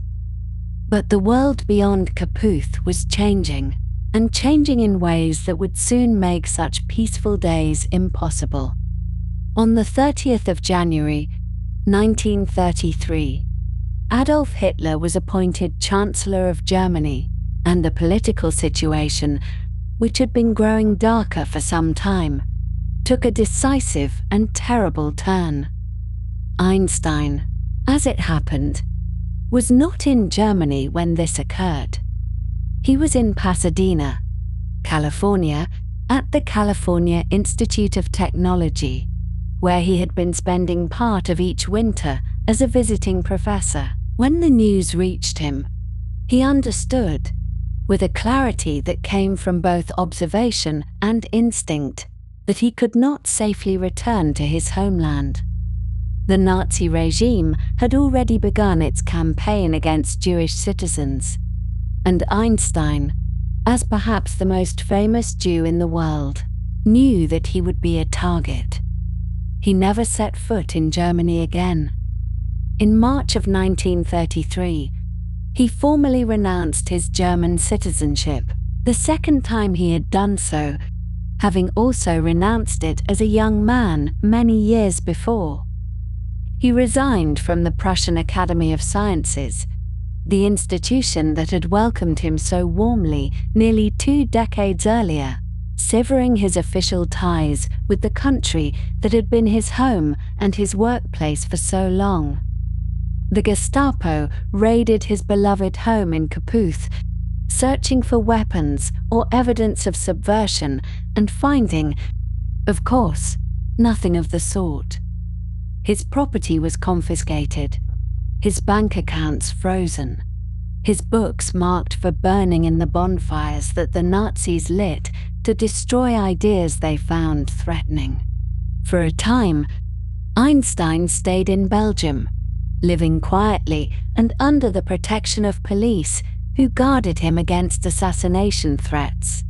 For there were those who had placed a bounty upon his head. So great was the hatred that the Nazi ideology directed toward him and toward all that he represented. He visited England during this period, spending time with friends and colleagues, including a visit with Winston Churchill, who was then out of government, but who recognized in Einstein a kindred spirit of sorts, a man who understood the dangers gathering on the continent. And then, in October of 1933, Albert Einstein boarded a ship bound for America, sailing away from Europe and toward a new life, leaving behind the world he had known, the laboratories and lecture halls and lakeside afternoons, carrying with him only his thoughts, his theories, and a quiet hope that somewhere, across the ocean, he might find peace enough to continue his work. On the 17th of October, 1933, a steamship carrying Albert Einstein arrived at the port of New York, bringing him to a country he would never leave, a place that would become his sanctuary for the remaining 2 decades of his life. And though he could not have known it then, he was stepping onto American soil for what would be the final time as a newcomer, for he would grow old here, walk these streets until they became as familiar as any he had known in Bern or Berlin, and eventually he would become, in the minds of many Americans, simply a neighbor, a curious figure with wild white hair who could be seen strolling through the quiet town of Princeton, New Jersey, lost in thought, occasionally nodding to those who passed him by. The position awaiting him was at a newly established institution called the Institute for Advanced Study, which had been founded only 3 years earlier and had not yet even constructed its own buildings, operating instead out of borrowed space at Princeton University. And this arrangement suited Einstein rather well, for the institute had been conceived as a place where scholars could think without the obligations of teaching or administration, a kind of intellectual refuge where the life of the mind could proceed at its own unhurried pace. And Einstein was offered the considerable salary of $15,000 per year, a sum that reflected both his international renown and the Institute's eagerness to have him as their most prominent member, lending credibility and visibility to their fledgling enterprise in those earliest uncertain years of its existence. At first, Einstein and his wife Elsa rented a modest house at 2 Library Place, a comfortable dwelling within easy walking distance of where his work would be conducted. And they began the quiet process of establishing themselves in this unfamiliar American town, learning its rhythms, meeting its residents, and attempting to recover some sense of stability after the upheavals of the preceding months. For the transition from European celebrity to American exile, however willing and necessary, required a certain period of adjustment, a gradual settling into new routines and new surroundings that could only happen slowly, day by day, as autumn turned to winter and winter gave way to spring. 2 years later, in 1935, Einstein purchased the house that would become his permanent home, a simple wooden structure at 112 Mercer Street, painted white with green shutters, surrounded by a modest garden,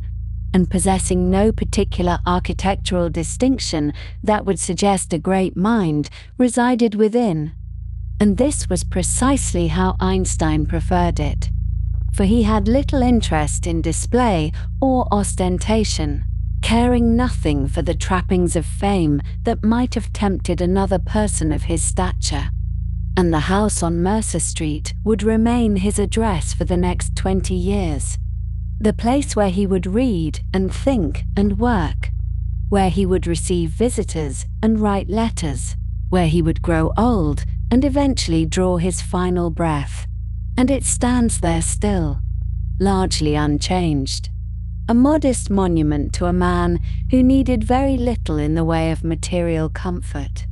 The years immediately following the move to America brought considerable sorrow to the Einstein household, beginning with the death of Elsa's daughter Ilse in Paris in 1934, a loss that weighed heavily upon both of them,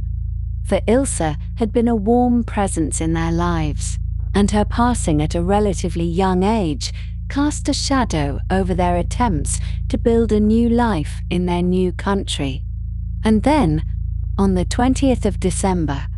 1936, Elsa herself died, having suffered from heart and kidney disease for some time, her health declining gradually until she could no longer sustain the effort of living. And Einstein found himself alone in the house on Mercer Street, a widower for the second time in his life,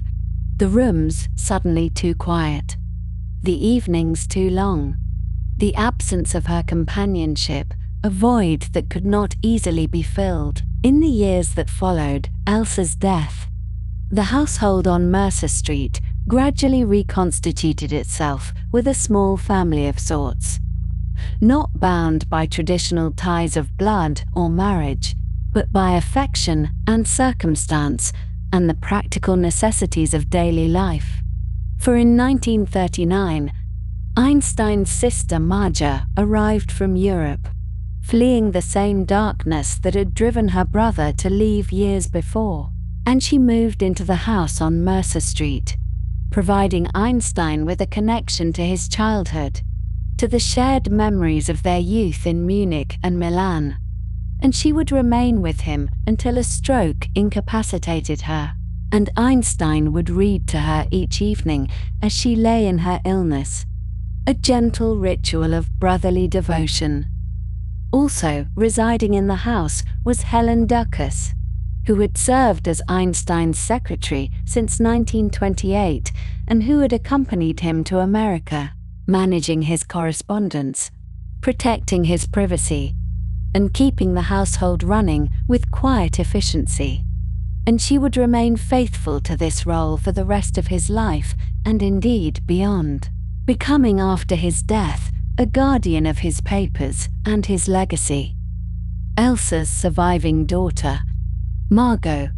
also lived in the house, a sculptor and a gentle soul who shared Einstein's love of animals and who would be present at his bedside when he died.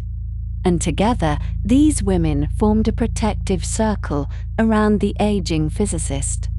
ensuring that he had the peace and solitude he needed for his work, while also providing the warmth and companionship that made the house on Mercer Street a home. On the 1st of October, 1940, Einstein became a citizen of the United States, having completed the naturalization process alongside his secretary, Helen Ducas, and his stepdaughter, Margot, and photographs from that day show him smiling, holding his certificate of citizenship, apparently pleased to have formalized his belonging to the country that had offered him refuge. And it is worth noting that he did not renounce his Swiss citizenship in the process, retaining that connection to the small neutral nation that had welcomed him as a young man, that had granted him his first citizenship when he was stateless, and he would remain a citizen of both countries for the rest of his life, belonging simultaneously to the old world and the new. Among the most consequential documents to bear Einstein's signature during these years was a letter dated the 2nd of August, 1939, addressed to President Franklin Roosevelt, warning of the possibility that recent advances in nuclear physics might allow for the construction of extremely powerful bombs, and suggesting that the German government, from which Einstein had fled, might already be pursuing such research, and recommending that the United States take steps to secure supplies of uranium and to support scientific investigation into chain reactions. And this letter, though signed by Einstein, was largely drafted by the Hungarian physicist Leo Szilard, who had sought out Einstein specifically because his fame and reputation would lend weight to the warning, would ensure that it reached the president and was taken seriously. And indeed, the letter did contribute to the eventual establishment of the Manhattan Project, the vast secret undertaking that would produce the atomic bombs dropped on Japan 6 years later, though Einstein himself never participated in this work, being excluded from the project due to security concerns about his well-known pacifist views and his socialist associations. And so he played no role in the actual development of the weapons that would later cause him such profound anguish. His contribution to the war effort, such as it was, came in a different and far more modest form, for he served as a consultant to the Navy Bureau of Ordnance, providing advice on explosives and detonation mechanisms, work that drew upon his general scientific knowledge rather than any specialized expertise in nuclear physics. And this arrangement allowed him to feel that he was contributing something to the defeat of fascism without directly participating in the creation of weapons of mass destruction.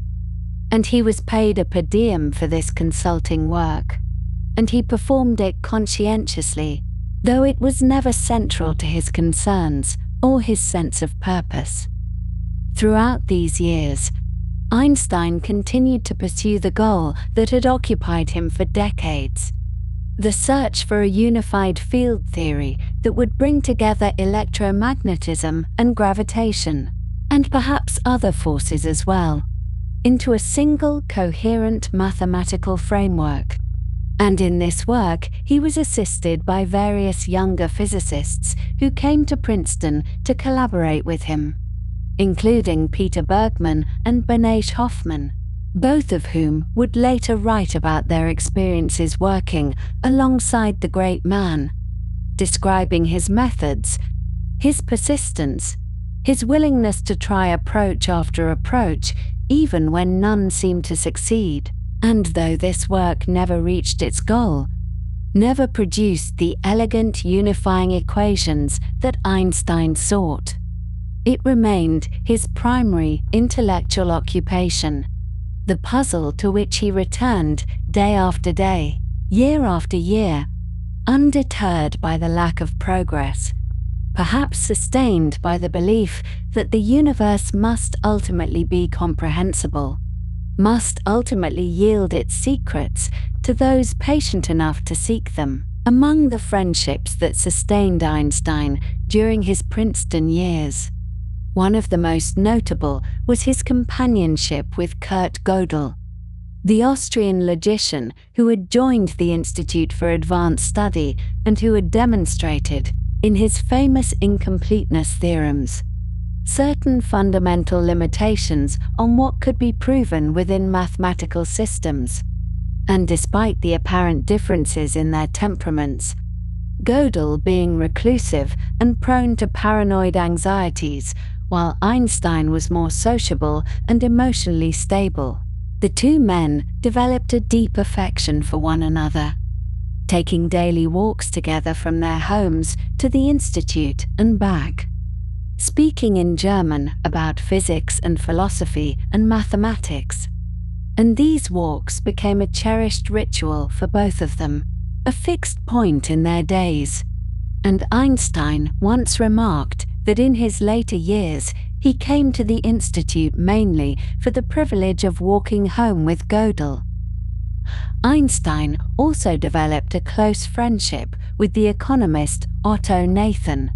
who would become one of the executors of his estate and a devoted protector of his memory.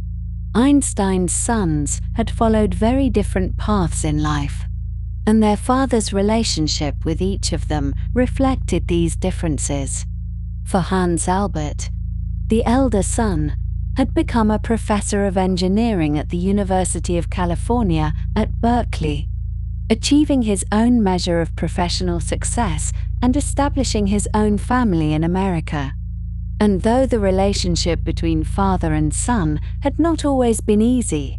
marked as it was by the wounds of the divorce from Mileva and the difficulties of the years that followed, they maintained contact and found a way toward a kind of reconciliation. Imperfect, perhaps, but genuine. Eduard, the younger son, had remained in Switzerland, living in psychiatric institutions for most of his adult life, suffering from schizophrenia, and Einstein had not seen him since leaving Europe in 1933, would never see him again. And this was a source of deep and abiding sorrow. The knowledge that his son was suffering far away, that he could not help him, that their last meeting had been their last. As news of the Holocaust emerged during and after the war, the full horror of what had happened to the Jews of Europe, Einstein was deeply affected, as anyone would be, but perhaps especially so given his own Jewish identity and his long awareness of the dangers of anti-Semitism, and he devoted considerable effort to supporting Jewish refugees, helping them find positions, writing letters on their behalf, lending his name and his influence to causes of resettlement and relief. for he understood, from his own experience, what it meant to flee one's home, to arrive in a new country with nothing, to begin again. And then, on the 6th of August, 1945, an atomic bomb was dropped on the city of Hiroshima, and the world changed forever. And Einstein, learning of the devastation, is said to have uttered words to the effect that if he had known what his letter to Roosevelt would ultimately lead to, he would have become a watchmaker instead. And whether he spoke these exact words or something like them, the sentiment was genuine, a profound regret that his name was associated, however indirectly, with such destruction. And from this point forward, he would devote much of his remaining energy to the cause of nuclear disarmament, speaking out against the arms race, warning of the dangers of nuclear war, becoming a public advocate for peace in a way he had not been before, his voice lending weight to the growing movement of scientists and citizens who believed that humanity must find a way to control the terrible weapons it had created, or else face annihilation. And so we come now to the final decade, the years from 1945 to 1955,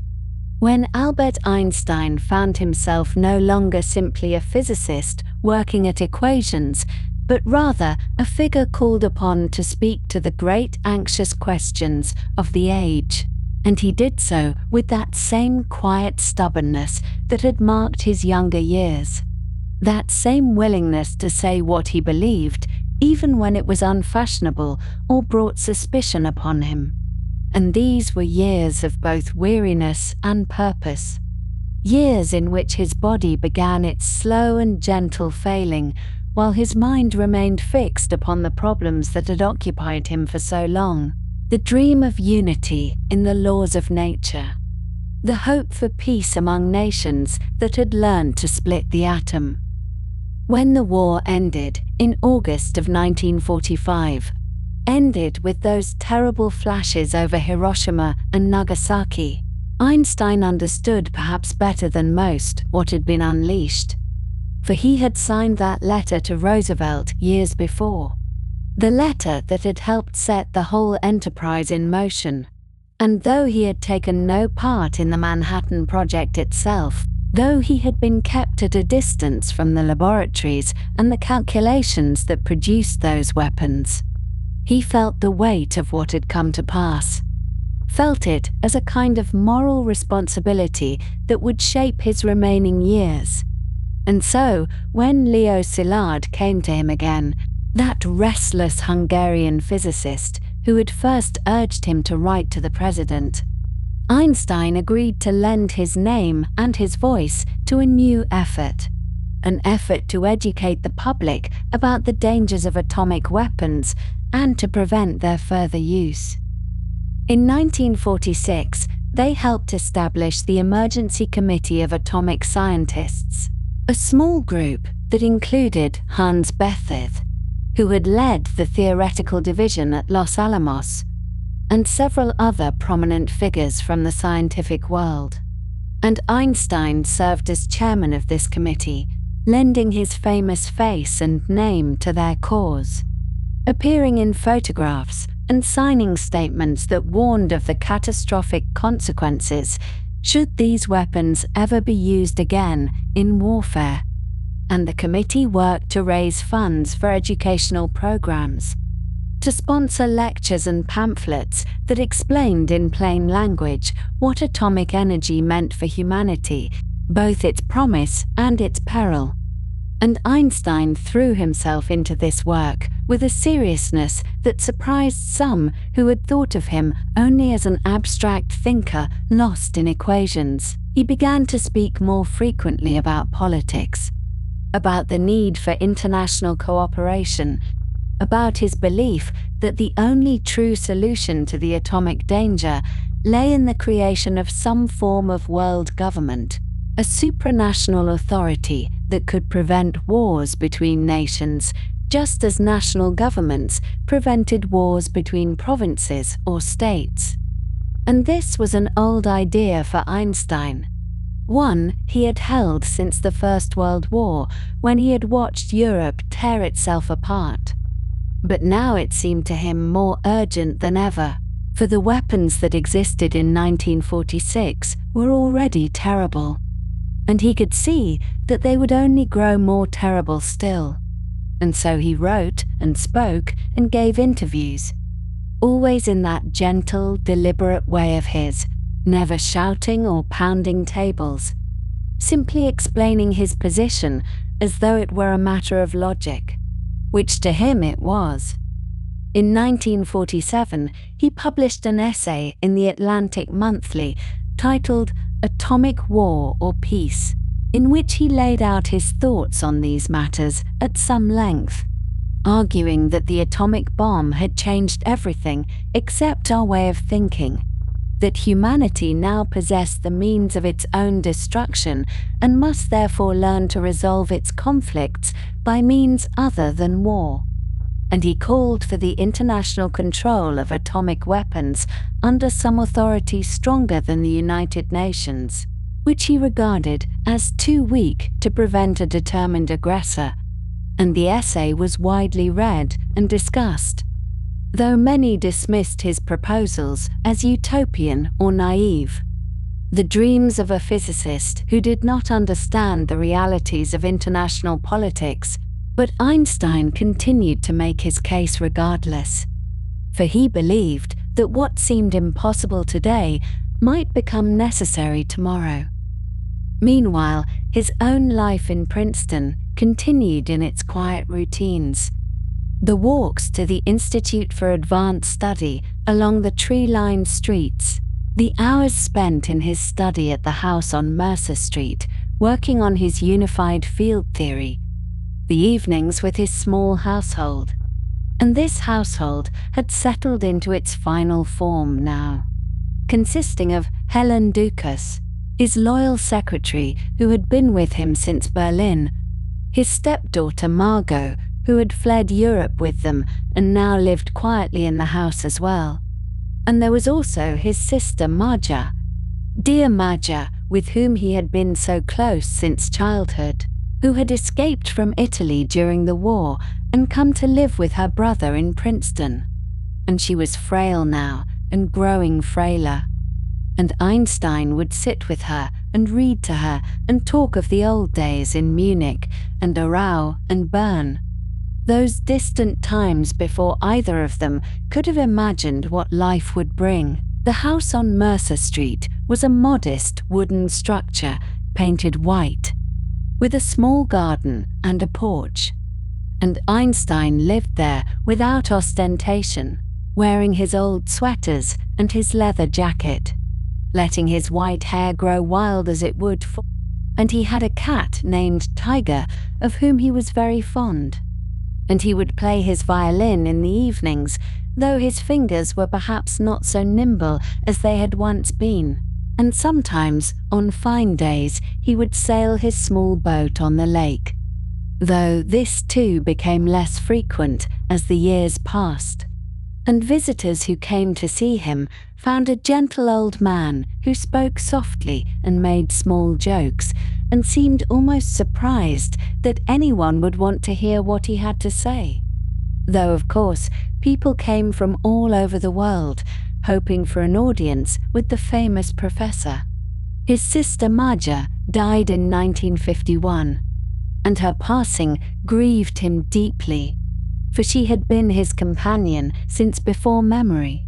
the one person who knew him from the very beginning, who remembered the boy he had been before any of this had happened. And now that connection to his childhood was severed, and he was left with his memories and his work and the small circle of those who remained. And he became perhaps a little more withdrawn after that, a little more inclined to solitude, though he still answered his correspondence with Helen Dukas's help, still received certain visitors, still walked to the Institute when his health permitted. In November of 1952, Quite unexpectedly, Einstein received an offer that astonished him. For Chaim Weizmann had died. Weizmann, who had been the first president of the State of Israel, and the Israeli government, through its ambassador, Abba Eban, offered the presidency to Einstein, believing that no one in the world could bring more prestige to their young nation than the most famous scientist alive. And Einstein was deeply moved by this offer, moved that the Jewish people would think of him for such a position.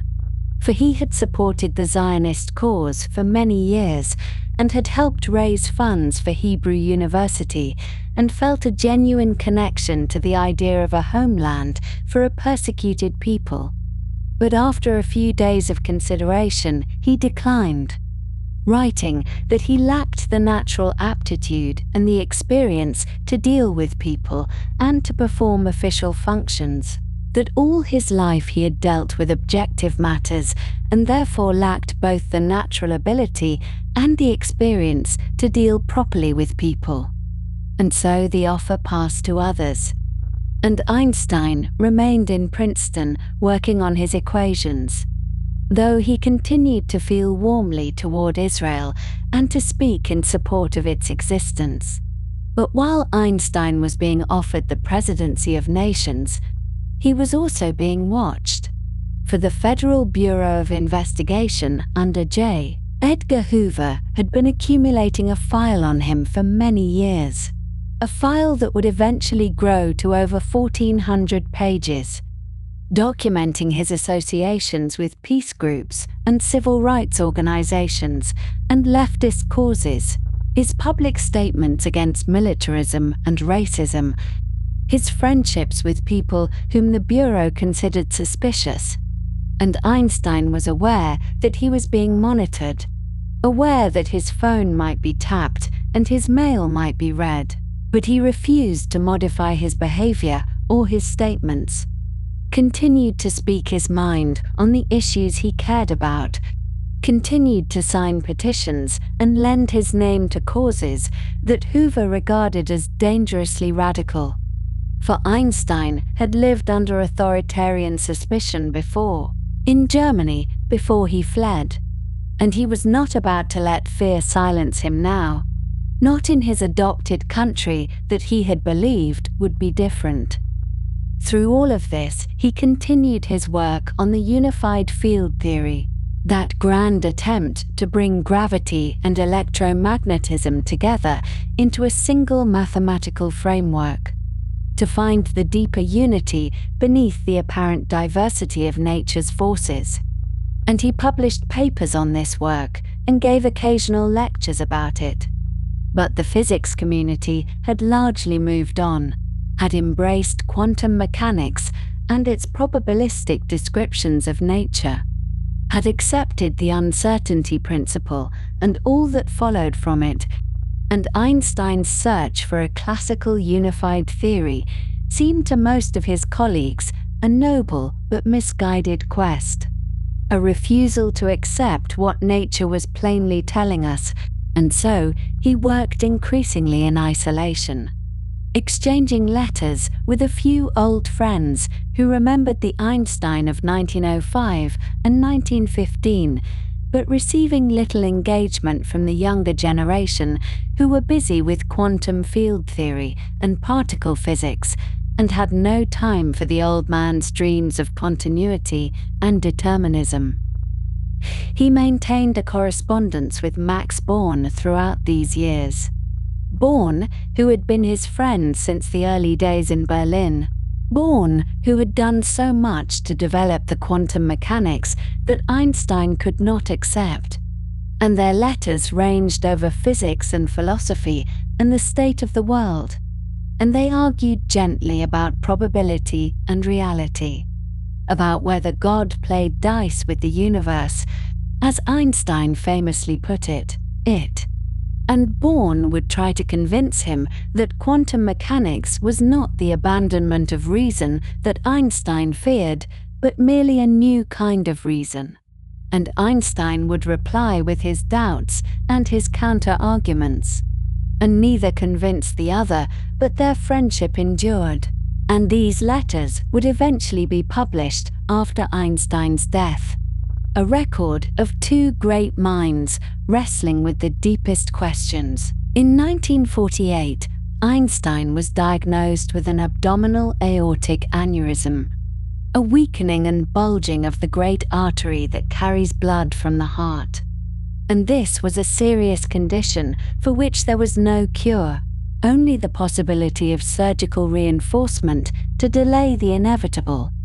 And he underwent an operation that year which was successful enough to give him several more years of life. But he knew from that point on that the aneurysm was there, waiting, a ticking presence in his abdomen that would one day rupture. And perhaps this knowledge gave a certain urgency to his remaining time. Or perhaps it simply confirmed what he had always felt,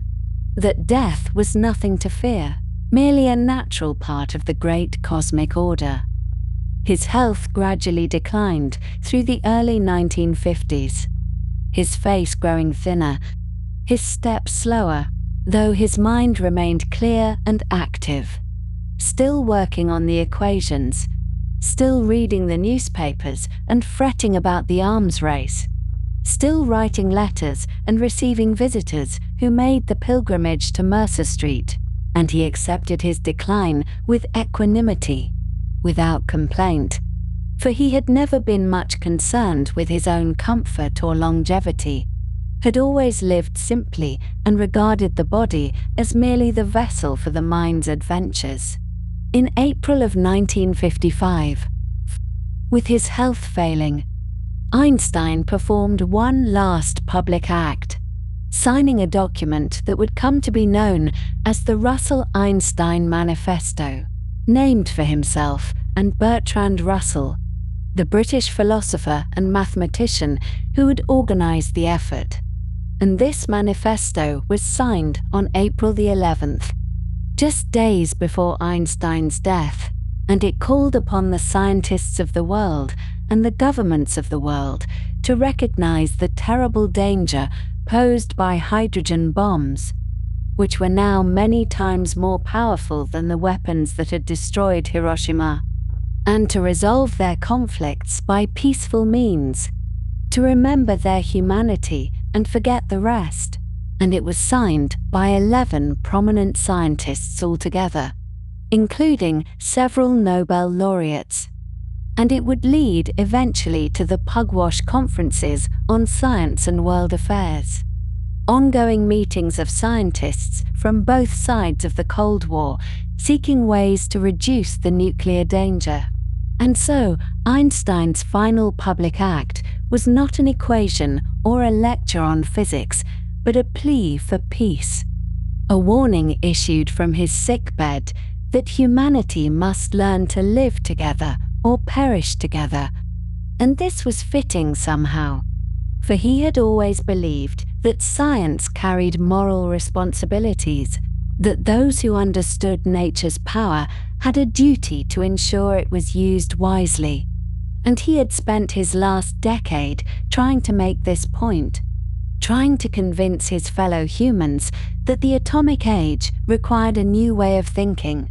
and whether anyone listened was beyond his control. But he had done what he could,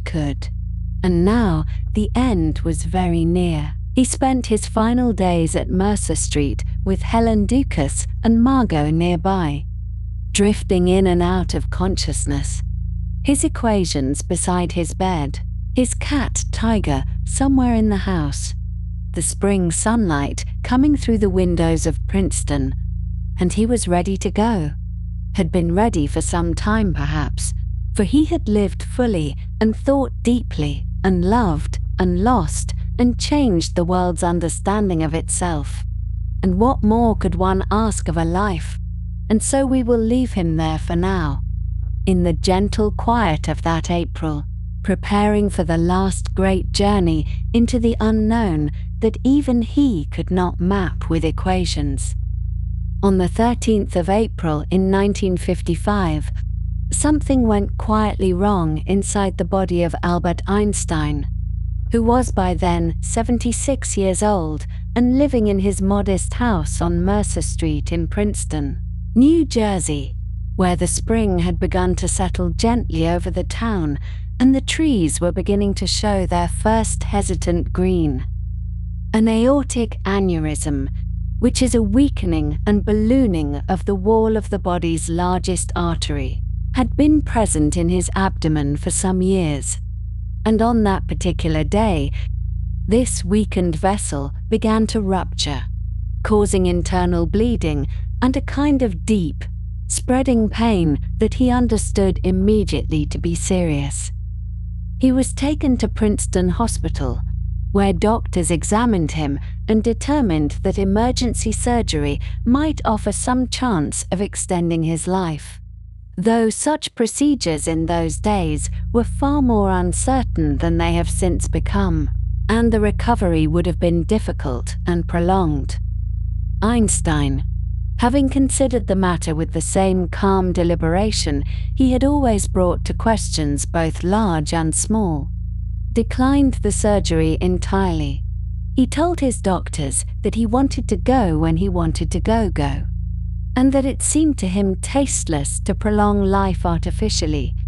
by which he meant that the natural course of things had a dignity to it that should not be disturbed by desperate medical interventions aimed merely at adding a few more days or weeks to an existence that had already been long and full. This was not a decision made in despair or hopelessness, but rather a kind of acceptance that seemed entirely consistent with the philosophical outlook he had developed over many decades. An outlook that saw the individual human life as a small part of a much larger pattern, meaningful precisely because it was finite and because it participated in something greater than itself. He remained in the hospital for several days, sometimes resting and sometimes speaking with those who came to visit him, including his stepdaughter Margot and his longtime secretary Helen Dukas, who had been his faithful companion and assistant for nearly 3 decades by that point. He continued to work even then, or at least to think about work, and he kept notes by his bedside relating to his ongoing attempts to develop a unified field theory, that elusive mathematical framework that might describe all the fundamental forces of nature within a single coherent system. He had been pursuing this goal for most of the final 30 years of his life, and though it had not yielded the results he hoped for, and though many of his younger colleagues had come to believe that the approach was misguided, he saw no reason to abandon it simply because time was short. In the early morning hours of April 18, 1955, at approximately 1:15 in the morning, Albert Einstein died quietly in his hospital bed. A night nurse was present with him at the end, and he spoke his last words to her in German, his native language, the language in which he had first learned to think about the world as a child in Munich and Ulm. The nurse did not speak German, and so the content of those final words was lost, passing into the silence that eventually claims all human utterance, leaving behind only the fact that something was said and that whatever it was remained private between the dying man and the universe he had spent his life trying to understand. What happened next has become one of the more peculiar footnotes in the history of science, a small, strange episode that says perhaps more about human curiosity and its occasional excesses than it does about Einstein himself. The autopsy was performed by a pathologist named Thomas Harvey, who worked at the Princeton Hospital and who, upon examining the body, made a decision that he did not have clear authority to make. Without obtaining explicit permission from Einstein's family, Harvey removed Einstein's brain and preserved it. apparently believing that such an extraordinary organ ought to be studied by science and that its physical structure might reveal something about the nature of genius itself. This was done quietly and without announcement, and when the family learned of it afterward, they were understandably disturbed, though the matter was eventually allowed to rest with the understanding that the brain would be used for legitimate scientific research. Harvey kept the brain for many years, sometimes in his office and sometimes in his possession as he moved from place to place, and portions of it were eventually distributed to various researchers who wished to examine its structure under the microscope. Studies conducted over the following decades produced findings that were interesting but far from conclusive. Some researchers observed that certain regions of Einstein's brain, particularly the parietal lobes, which are involved in spatial reasoning and mathematical thinking, appeared to be somewhat larger than average, and that the ratio of glial cells to neurons seemed unusual in certain areas.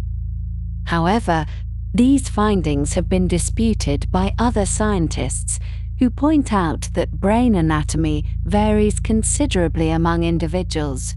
that the sample sizes in such studies are necessarily very small,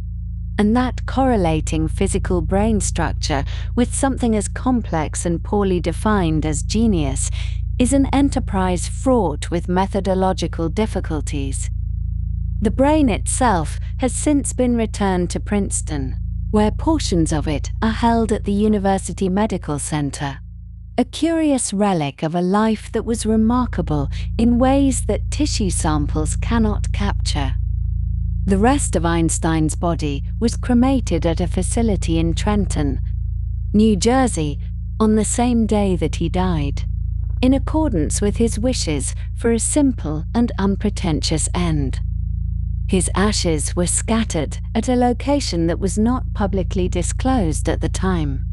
though it has generally been believed that they were released into the waters of the Delaware River, returning in some sense to the natural world that his theories had done so much to illuminate. There was no elaborate funeral, no state ceremony, no monument erected on the spot, which was entirely consistent with the modesty that had characterized his personal life, even as his fame had grown to proportions that few human beings have ever experienced. He left behind, in addition to his scientific papers and his unfinished work on unified field theory, a document of considerable moral significance that he had completed just days before his aneurysm ruptured. This was the Russell-Einstein Manifesto, composed in collaboration with the British philosopher Bertrand Russell and signed by 11 prominent scientists from around the world. The manifesto called upon the nations of the world to renounce nuclear weapons and to seek peaceful means of resolving their disputes,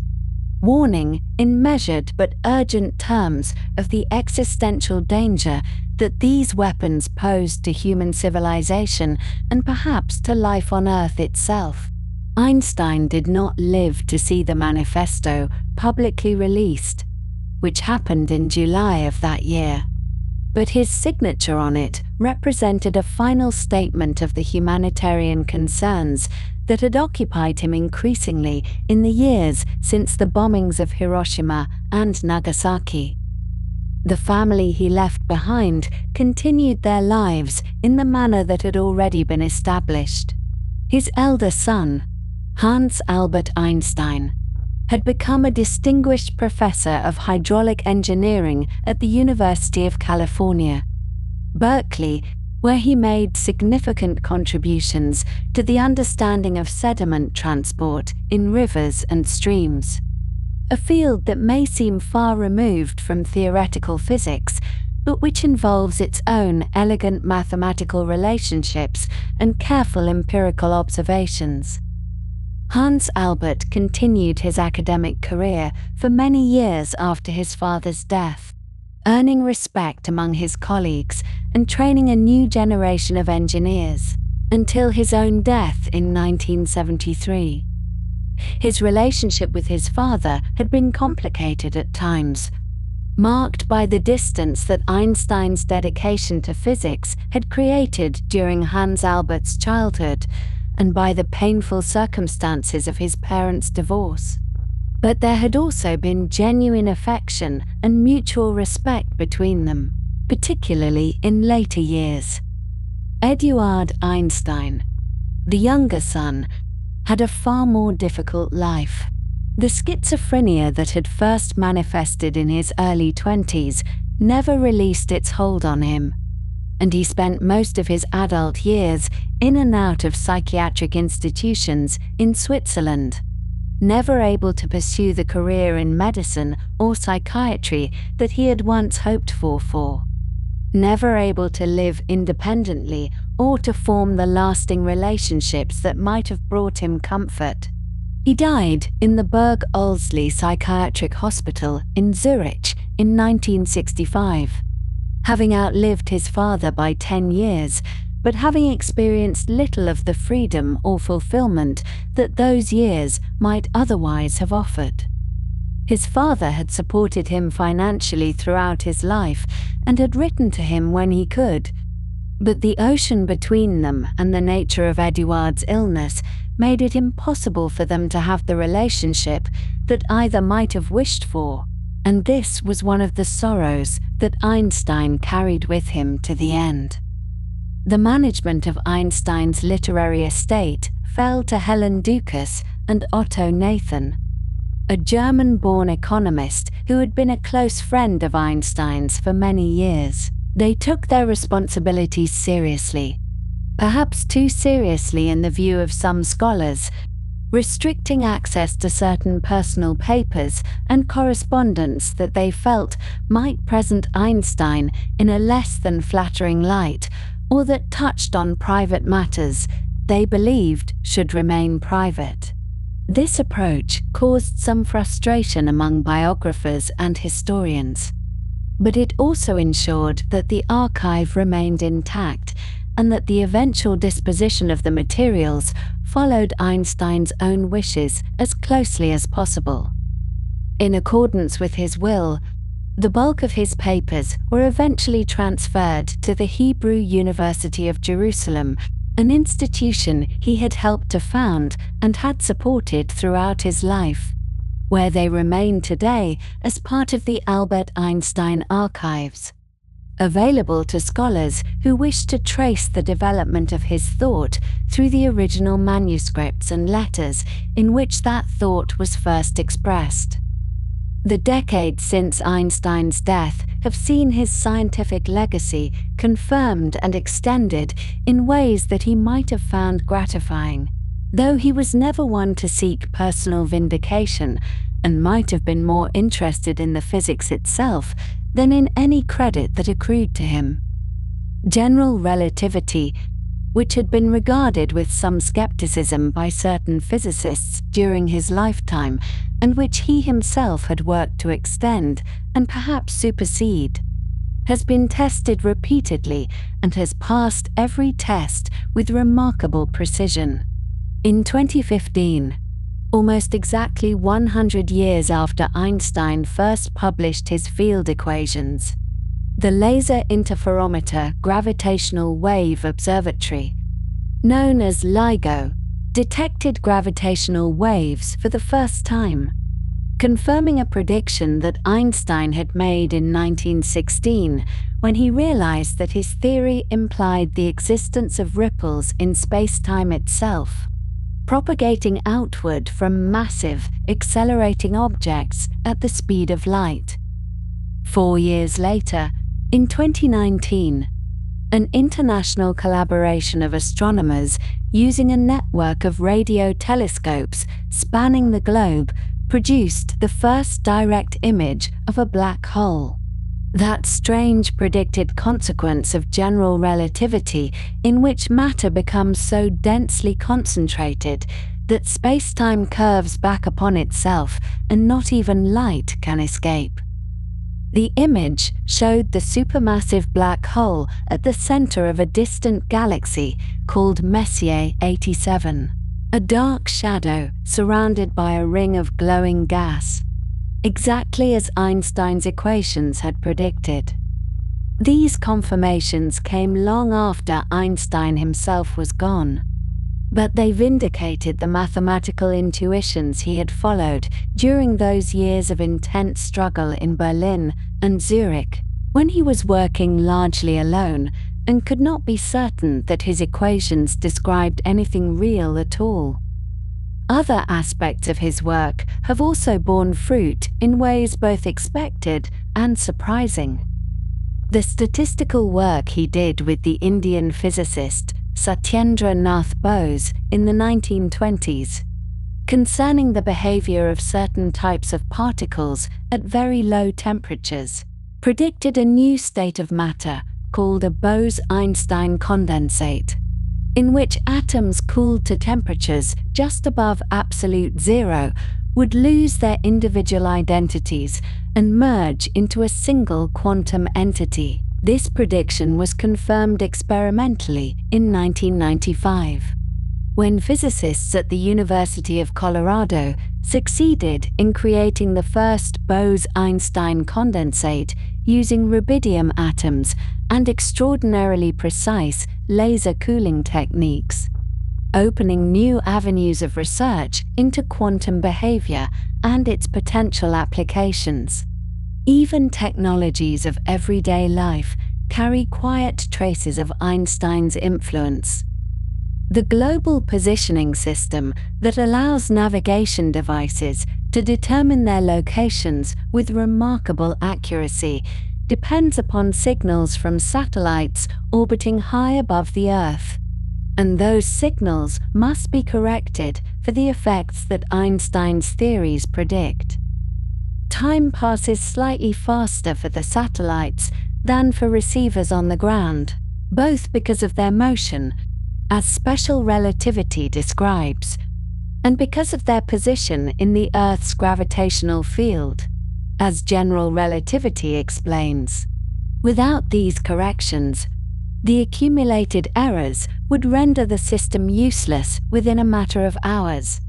And so, every time a driver follows directions on a smartphone or an aircraft navigates by satellite, Einstein's theories are being applied and confirmed, though most users never give the matter a moment's thought. Beyond physics, Einstein has become something more than a scientist in the public imagination. He has become a symbol, a cultural icon representing the very concept of genius itself. His wild white hair and kindly face, recognizable to people who could not name a single one of his equations or explain the simplest consequences of his theories.